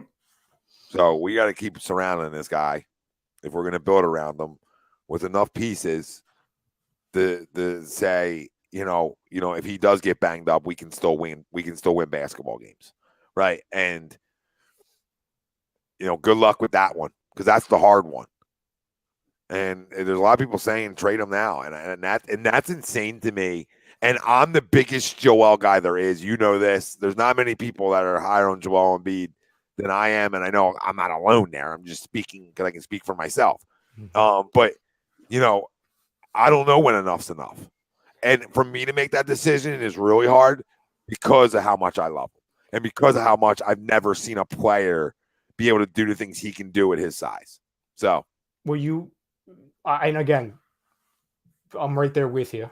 I hate having to even think about having the conversation. We would kick people off the friggin' airwaves for even saying that. You know what I'm saying, in the past. But I think this is a result, this thought process of having 4 out of 5 years getting bounced in the second round, and the 1 year you got bounced in the first. And the constant throughout all of it is one guy. So that's where the thought comes in. Again, I'm not ready to have that conversation, nor are you. But there's a point when you talk about, hey, this guy is symbolic for the track record for this team the last 4 or 5 years. It's symbolic for how long the championship window will last. And when that window is revolving around a guy who could be as good as he is, but it can blow up at any given moment, as anything can. The injury percentage in sports is always 100%. Obviously, anything can happen. And he can also stay healthy for a full year. Yeah, absolutely. That trend has not happened for him. No, and it kind of goes back to, and this is our worry, right? What was the first thing I said when we opened it, an hour and 38 minutes ago? When people show you who they are, eventually you have to listen. And KZ, I'm not saying anything. I'm not saying I just said I'm not having that conversation. I just don't know when we get over that hump, though, if this continues. Somebody said you give it another year, and I agree with that. I agree. But I also agree with John. Like, I'm willing, and I know you do too. I'm willing to go down with the ship too. Like, to say, okay, that never worked. We tried it for another 5 years, right? And it just never worked. Okay. We went down with the ship. Yeah, Makes sense. If you couldn't get over the hump or anywhere, you want to play at like 33 years old, by the way. Like, I just think the people that say he can't, like, he can play 30 minutes and he'd give you 30 points. Like, so I never want to hear that, like, Joel's body. No, dude, he's just not going to be playing 40 minutes a night. But the dude, like, regular season wise, can play you 25, 30 minutes and still dominate a basketball game. So, and still have his handprints all over one if he's healthy. So, like, I don't want to hear, like, he doesn't have an old man game where it's like, oh, he's not going to be able to play. Like, he just doesn't, he's too athletic for that in terms of his skill set. So, I mean, does he trip over his own feet sometimes? Yeah. But, like, his skill set is too skilled for him to, like, be 32 and stink. Right? Like people say. Like, people are like, 4 more years, he's going to be terrible. Like, there's nothing that's stopping Joel Embiid to play at 35 years old. I'm not telling you he doesn't get hurt every year. I'm just telling you his skill set is a guy who can play for a while. Like, it's not Shaq where he's just a big body. Like, he's so skilled that he can play. To me, he can play forever. So where I agree with John is, I let the ship just go down with him. And that's where I'll stand on it. And I know you will as well. Like, but as organizationally, listen, I've seen organizations do some crazy shit, and it would never surprise me to hear of an organization move on from their best player too, because the King's ransom came knocking. Now, do I do that? No, I don't. No, and like I said, the conversation what I just had, 2 minutes ago, that's not what Tom and I are doing. That's what they would do, right? And I think, Tom, you and I, if they had that conversation, if they made a move, trust, right? It's a panic move, I believe. You know what I'm saying? It's like the age-old panic meter that I don't, for some reason, have on the board tonight. Like, it's about where their panic meter is. If their panic meter tonight is at a 9, they're having that conversation. I think you and I, Tom, when you talk about the championship window, how can you win with Embiid? I think our panic meter is more at like a 4. Right? 4, maybe 5. Kind of like, oh, you have our attention. Yeah, you got to get moving, but we're nowhere close to trading the guy. And to your point, we're kind of going down the ship. To John's point, listen, I know my time watching sports doesn't go as far as a lot of people. It only goes back to 96. I have no problem saying that Joel Embiid, even without a title, without an Eastern Conference Finals appearance, if he ended his career today, he would go down as one of the most special, talented type Philly athletes I've ever seen in my entire life. And that's if he retired tomorrow morning, okay? Which I'm not anticipating. Please don't do that, Joel. So at the end of this, if you don't win a title or get anywhere close to it, and it's just labeled as, okay, you had one of the most transcendent, special type Philly athletes of all time and you didn't get over the hump, okay. Yeah, we'll live with it. Because if you can't win it with that guy, then okay, then it's just a broken curse. Then the basketball gods really do exist. Wow, Caden. No, absolutely not. I will be pissed. I would be pissed. Not because Maxey's untouchable, even though he kind of is, but because Bradley Beal does not fit with what we're trying to do. Well, okay. So if you traded, I'm just talking. Oh, I love good trade talk. Please. If you traded Maxey and Tobias, you'd probably have to trade. I would guess to match money. I will let you know. Wizards. So Bradley Beal, he has 1 year, 36, so he would have to then sign an extension, which we would imagine. So Tobias is making 37, so that matches ultimately, and then Tyrese Maxey for value. Maybe I don't need to give up Maxey. It works, yes. Does Tobias just work? Yes. Okay, then there you go. Then that's how you get Beal. And I'm not a big Beal, huge Beal guy. I mean, I'll take him, but you say, well, Tom, you're 3 guards. Okay, right. Then I'm guard heavy. right? I got a lot of guards. That's not a bad thing. So Tyrese Maxey becomes my sixth man of the year. Like, you deepen yourself. You lengthen yourself. You lengthen yourself. It's not all about what's in your starting five anymore. We've done this game over and over and over again. Like, look at our starting five on the cover of Sports Illustrated. Fucking stunk. Look at our other starting five on the cover of Sports Illustrated. The ball's still bouncing and we lost. So, I mean, I'm so sick of now. I'm getting sick of like trying to have this like dominant starting five. Like, you need a guy, and like I'm not even comparing to the Miami Heat. They just show you what they can do with less. So if Tyrese Maxey your sixth man, he's winning sixth man of the year. I mean, because now he's running your second unit, dude. It just. Then you have Beal, Embiid, and Harden. So now if Embiid misses time, you still have Harden and Beal out there. Like, well, look at the Phoenix Suns, for example. Better, it's deeper because you're getting scoring is my point. You're not getting Tobias's defense, but you're getting the nightly scoring, even though I think Bradley Beal's 2 years away from being washed in my eyes. But he might be there, honestly, because he can't stay healthy. He never really could in my eyes. But and he's a small guard. He's that. Like, I'm not comparing it to Kemba, but he's got that kind of, you know what I'm saying, where a small guard just kind of hit a wall. But he can always shoot it, though. So the reason I'm saying, like, yeah, I would take Beal for Tobias is just because here we go. I got firepower to surround this guy with big time, right? Big time firepower on the perimeter. And now I allow my young guard to come off the bench for me and really give me a spark there. Like, it fits more than we think it doesn't fit, actually. Question, though. You don't think the Wizards do that, though, right? The Wizards might do that. Because what the fuck are they winning? My rebuttal to that only is I truly believe they can get a better package for that. And Tobias... Can they? Then just Tobias... Yeah, I do. I mean, can they, though? Because they haven't. Well, because Bradley hasn't won it out yet. Well, he sort of has, though.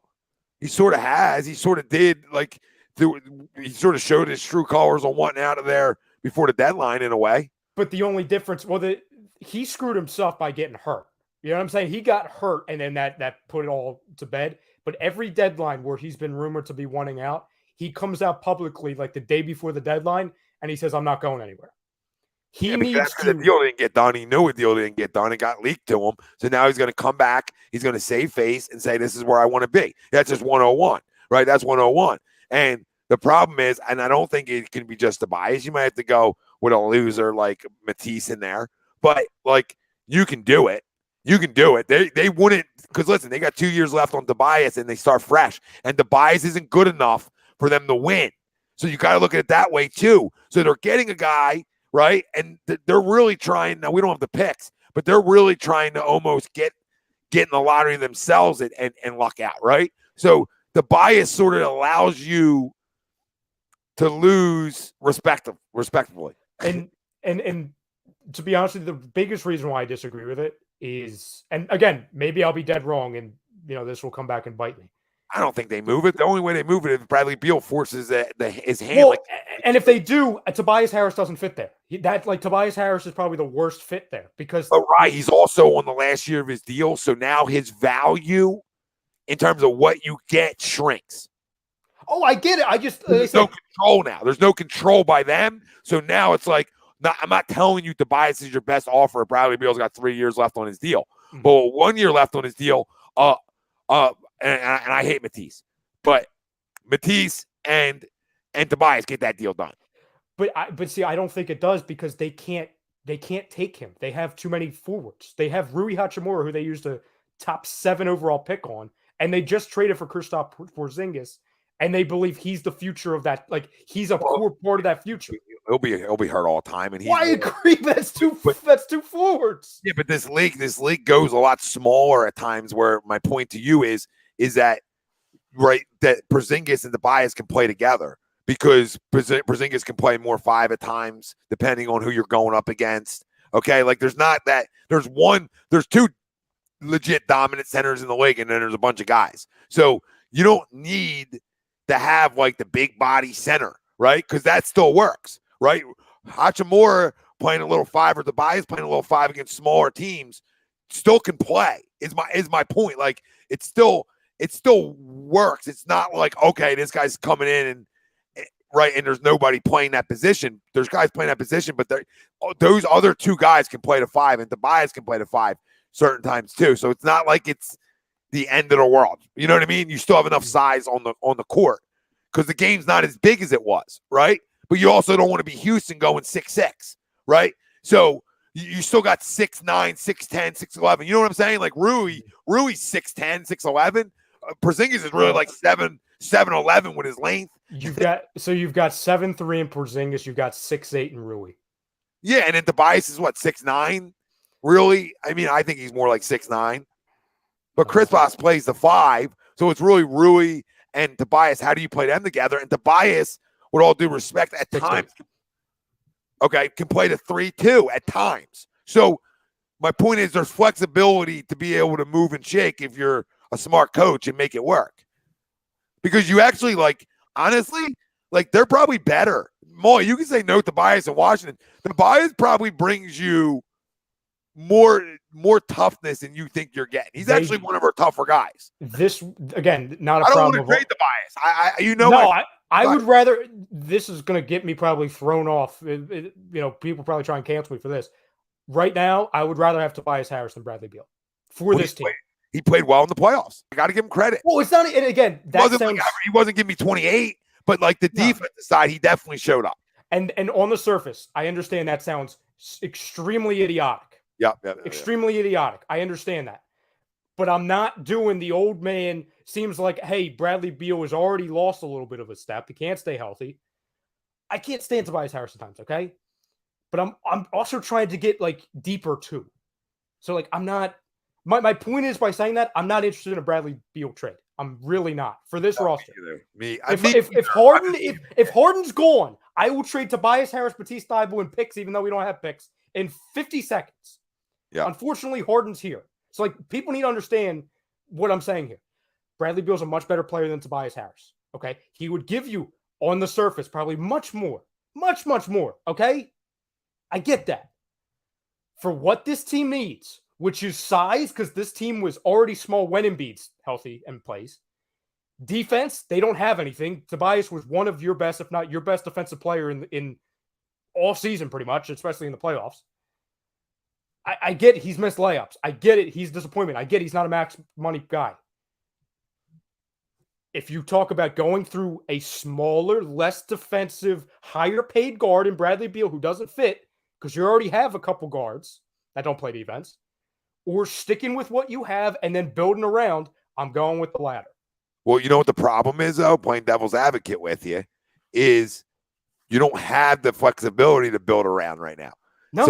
So now you're looking for fits, right? And this is where, like, I lean towards the Beal a little bit more, is that, one, sell high on Tobias Harris, as high as you can possibly sell. Yep. Right? Good dude. I get all that. Okay? But I'm not Uncle Bradley Beal. But if I can get Bradley Beal back, and that allows Maxey to come off my bench, and now I'm getting that production off my bench too, look at all the scoring now I have. Like the real scoring. Not like, okay, 18 to 20. Like the real ability for another guy to be able to go off for 30. That's what Bradley Beal brings you. That James Harden doesn't even bring you at this point, right? So that's how I look at it, and I say, dude, you know what? Like I think I have to. Because this does make me better. Because it put Maxey in a great role, okay? And it really gives me two guys that, honestly, we talked about Harden being able to do it, and he hasn't, but Bradley Beal really can do it. Like, he really still can fill it the fuck up. So maybe in a good situation, he isn't banged up as much at this point, right? Maybe. Beal or Mitchell? Mitchell. Yeah, I think Mitchell's a little bit of a lose, but I would take Mitchell over Beal because of the age. Obviously, the age is the key factor there for me, and just the athleticism and the ability. Like, Beal can take anybody off the dribble too, so I would make this clear. Like, Beal's really good. Mitchell's a little quicker, a little more bunnies, but again, a guy who can shoot you out of a game. So I've witnessed it. But a really good basketball player. So I mean, gun to my head, I take Mitchell. But listen, if you came out of this offseason, and I said, I don't really care as much about my starting five, but if I had because I know I'm stuck with Harden. So if I had Harden, Beal, and Embiid in my starting five, I'm feeling really good about that. Feeling really good about scoring there. Because now Harden can, if he gives you 18 to 20, that's delicious. You understand? That's just like icing on the cake, right? Right? You see where I'm going with this? Icing on the cake. The big difference maker is now Tyrese Maxey comes off your bench, and it's night-night. It's night-night to the league. I'm telling you guys. I'm telling you this team gets so much deeper just like by that move. But not in your starting five, you don't get deeper, but you do because you're picking up a guy who can drop 30. So now Maxey really might come off your bench and drop over 20-something a night off your bench. And now it's like, okay, I just ran into – I almost got 100 right there, if not more, from 4 guys. So anybody else want to give me something cool? Cool, because that's how you're set up, right? Make sense? But now Maxey and Shake, who play really well together, going to be your second unit guard play, which is very good. Think about this, right? Think about all these teams you see their second units, and you're like, oh my God, they run us for our money, right? Our second unit then is Maxey and Shake, right? That's really good guard play for your second unit. In a guard league, that's very good guard play for your second unit. Mm-hmm, mm-hmm. I'll tell you exactly what a Tobias Harris trade looks like right now. Let me show you. And I think it's kind of disgusting.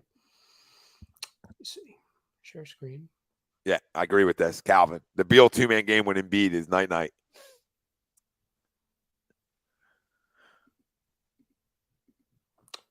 Oh, well, let me share my screen. That's fine. Okay, so I'll just tell you. It was Tobias Harris and Matisse Thybulle, okay, for Jeremy Grant, Kelly Olynyk, Killian Hayes. No. I'm not saying I do it. I'm just saying that's what it looks like to me. Yeah, it just doesn't with Washington because of the 1-year deal. That's why I'm different on that one.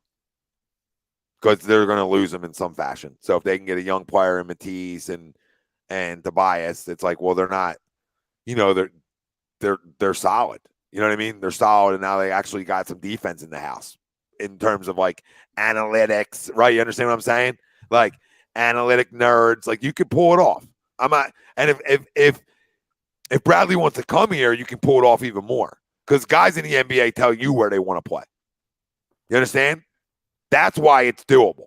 Like if he makes it clear, like this is where he wants to go, then that's where he's going to go, and a deal will get done. And by the way, I didn't mean Washington. That would be it didn't involve Washington. It was Detroit and us. That's what I meant. Where we would be getting those players for Tobias and Matisse. It didn't involve Beal. What's Mitchell got left on his deal? Because Eric keeps bringing him up, and I'm curious because the only way you can get this is my point. The only way you're selling Tobias is if a guy's on a 1 year left on his deal. And they need to blow up Utah too. They need to blow that whole team up. Utah Jazz. Donovan Mitchell has 4 years left. He's making $30.3 million this year. No, that deal doesn't make sense for them. Nope. But for Washington, abso-fucking-lutely. The only guy you're getting from Utah that does anything, and again, it doesn't fit because he's a guard. The only realistic guys are Mike Conley, who's a guard, doesn't fit. Bojan Bogdanovic, I'm good. And that's pretty much it. Guys of note on Utah. You're not getting Donovan Mitchell. Dan, I mean, I hope because I expect him to be back in terms of Harden coming back and looking fresh like he did in Brooklyn. I mean, listen, you hope and pray that the hammy just was never had the time, right? Almost like a guy gets an Achilles injury, right? And almost needs that extra year, especially when they get older, right? You know what I'm saying, Rye? Mm-hmm. That like this is something similar to that in terms of like, okay, he can have a little bit more hop, which he never had, but a little bit more pep to his step per se, athletically. That's what you got to hope for. I don't know. No, I mean when you talk about the expectations for him on the surface with a full offseason and all that, it's I expect him to come back and average in the low 20s. I expect Maxey to average, 18, 19. And I expect Joe to be Joe, anywhere from 27 to 30. The problem is, okay, you have those three. Well, I think we'll take those three. Obviously, we want more than low 20s from Harden, but I'm just being realistic, to be honest. I think 21, 22. I really have to see that next year and see if it even exists for me to think he can revitalize that. I need to see you be able to like come back and average like 24, 25 next year for me to believe you're back. Yeah. That's why like a borderline 20s. I think the James Harden trust, Brian, doesn't it come down to trust in like the playoffs too? Like I got to see you over 82 to then trust that you're going to show up, because a lot of things that we talked about, me and you, this year on post games or just shows, live reactions, was like, man, my God, dude, did they even show up tonight? Right? You know what I mean? Like as a team. So like, and then that stuff showed its ugly head come playoff time, right? So they're the questions that we got to find out like through a full year again, is like, okay, we'll find out, what moves are made, etc. But we'll find out if you're different, right? You'll find out about your toughness through the year. Well, like I look at the screen right in front of me, right? Backs against the wall. I look at a Dallas Mavericks team at home, just like the Sixers were at home. Their backs are against the wall. They're playing the best team in the NBA. They weren't playing the Miami Heat. They're playing a team far better than Miami Heat. Okay? Heat fans would even agree with that, I would hope. They come out and they're winning by 20. They come out with effort, and they don't have a great team. I ripped them all in the beginning of the year offseason because I thought they had one of the worst offseasons possible because they didn't help Luka Doncic. You have guys around Luka Doncic who's a star, just like Embiid is, superstar, just like Embiid is. You have Maxey Kleber, Spencer Dinwiddie, Davis Bertans, Reggie Bullock. So they're not winning by 20 because they're more talented than Phoenix. So that's whatever they need to do this offseason. You need to figure out, what do they do? What do all these other teams do that we, for some reason, haven't possessed once in the past 5 years? You can have all the talent in the world, all the MVP candidates, all that stuff, Sports Illustrated covers. I keep seeing teams with far less talent outwork better teams that we've come across. Yeah, listen, it's about being athletic. It's getting a little more athletic on your wings, and this is how you help your basketball team, right? And I think that's where a guy like Bradley Beal makes sense. Maybe you can, Michael. I don't know. I mean, maybe you can call about Dame now and revisit it. I don't know. As long as Harden's here, he cannot come here. Two ball dominant guys. Unless Harden will go off ball, which we've never seen. We haven't seen since. Well, really, I want to say we haven't seen it since Oklahoma City, but he was on ball. He just came off the bench in Oklahoma City. Guys, can you guys all do us a favor for going through this tonight? Can you all hit the like and subscribe if you haven't? I mean, stay with us. A2D Radio. I mean, we've been here. We're not going anywhere. We have 15 live shows, all different types for everybody. We got our own hockey show, Hockey Happy Hour. We got wrestling for the nerds, with all due respect. Right? We got all our Philly sports shows, and we have some national feel as well. And we bring you post games, and we'll bring you post games through the with the Phillies too as well. Since this is now over, but as we're gonna have a lot of time to talk about this offseason. This loss stings like so many others. I feel like I'm sort of used to it now. And, like you have on your board behind you, outside of Joel and Tyrese, I'm up for anything. I believe Harden's going to be back under less money. And then it's like, okay, do you want to move Tobias, or do you have enough money to be able to make some small moves that help your basketball team? Or do you have to go all in for like a Bradley Beal and give Joel that true other guy and allow Tyrese Maxey to fit into a role where he runs the show? So,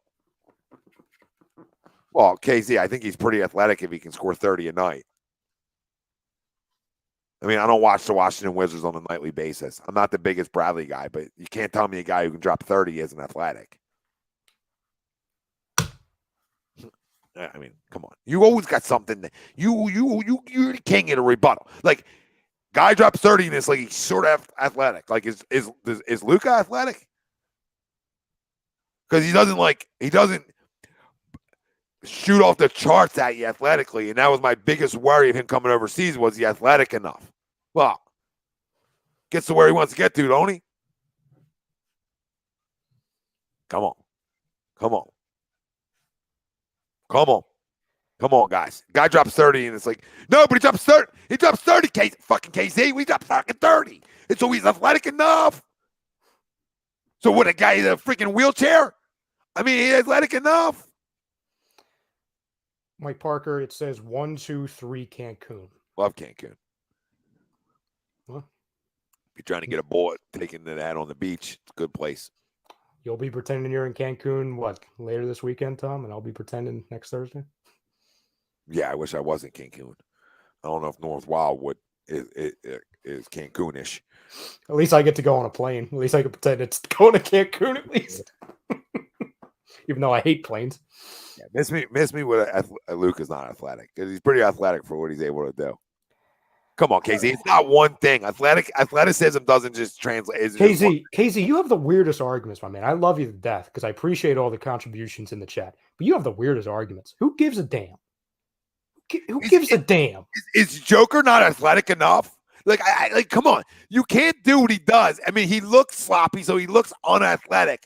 But he's pretty athletic to be able to do what he does. I mean, come on. It goes both ways here. This is what I'm talking about. People make Joker into being a statue.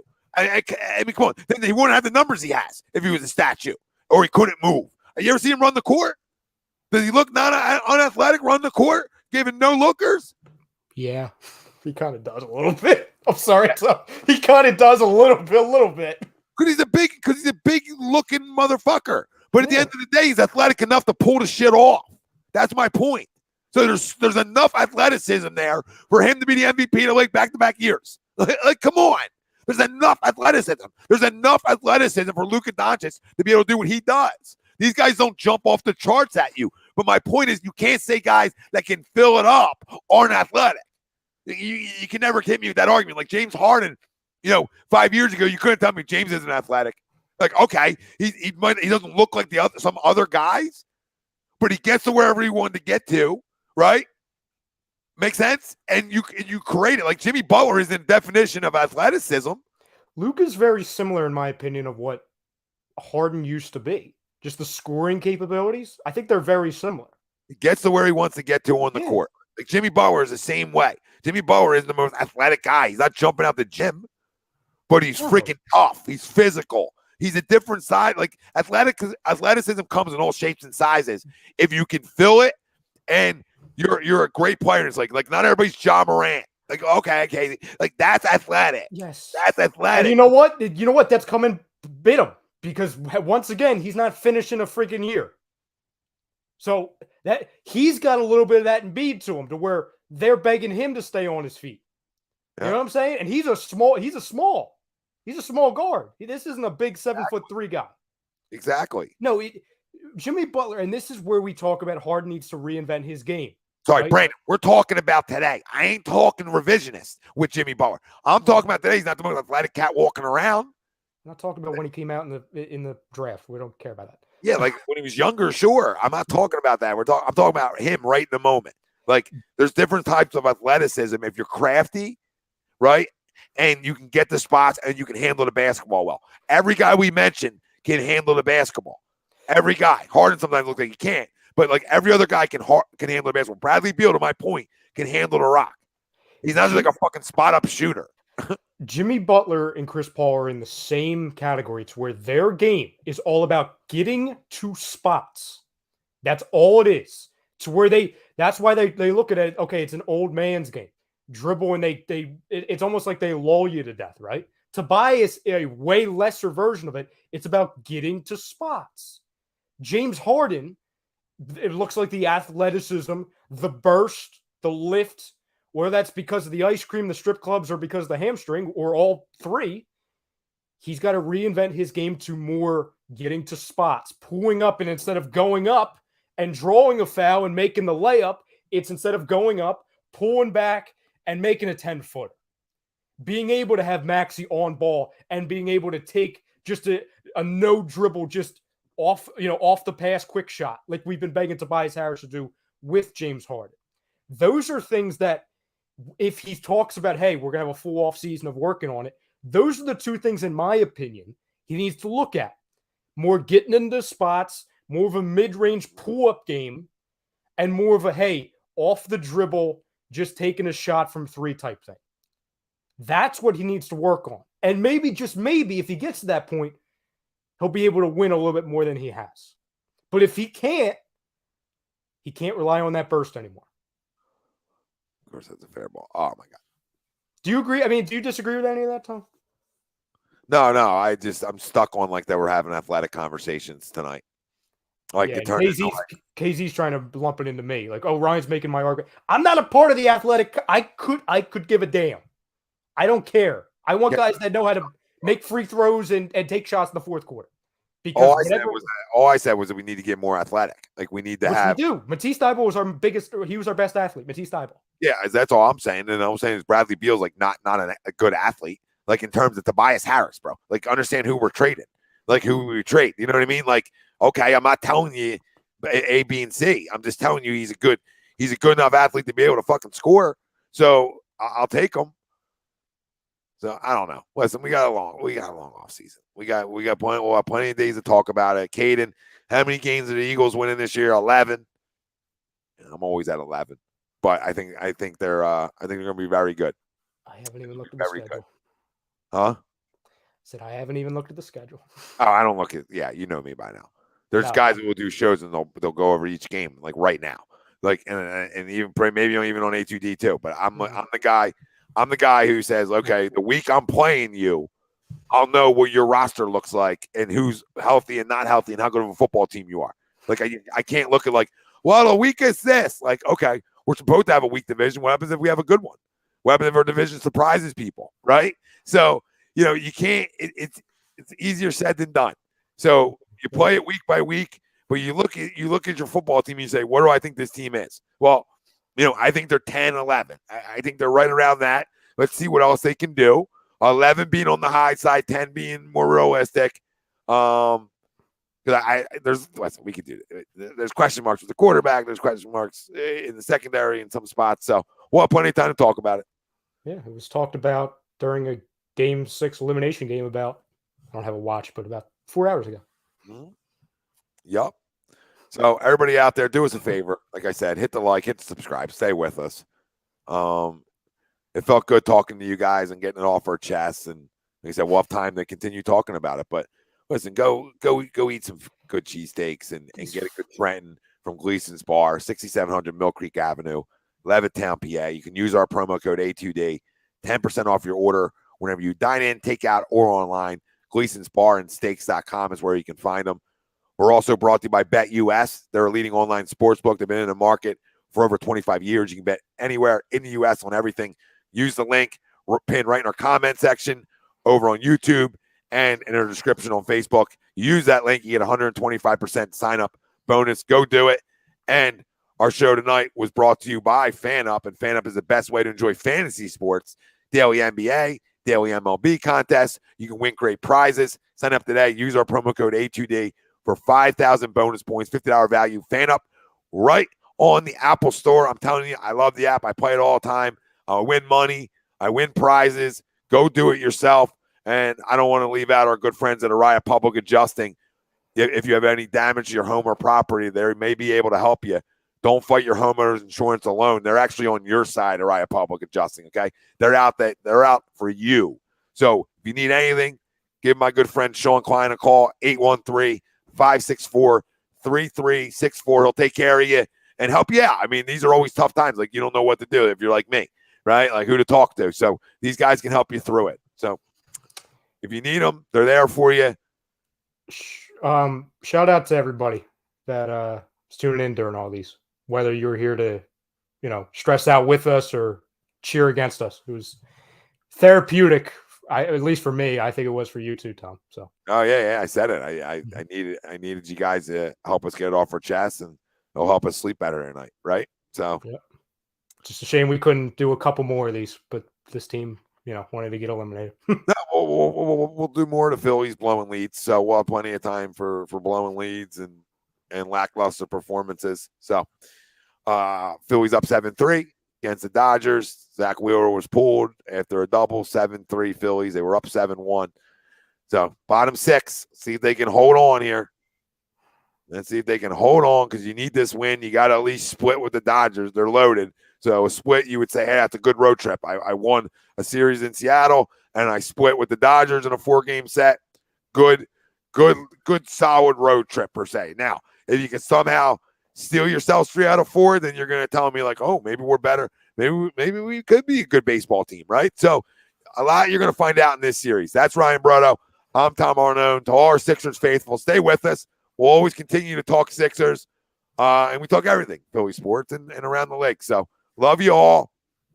Thank you. And hit the like and damn subscribe.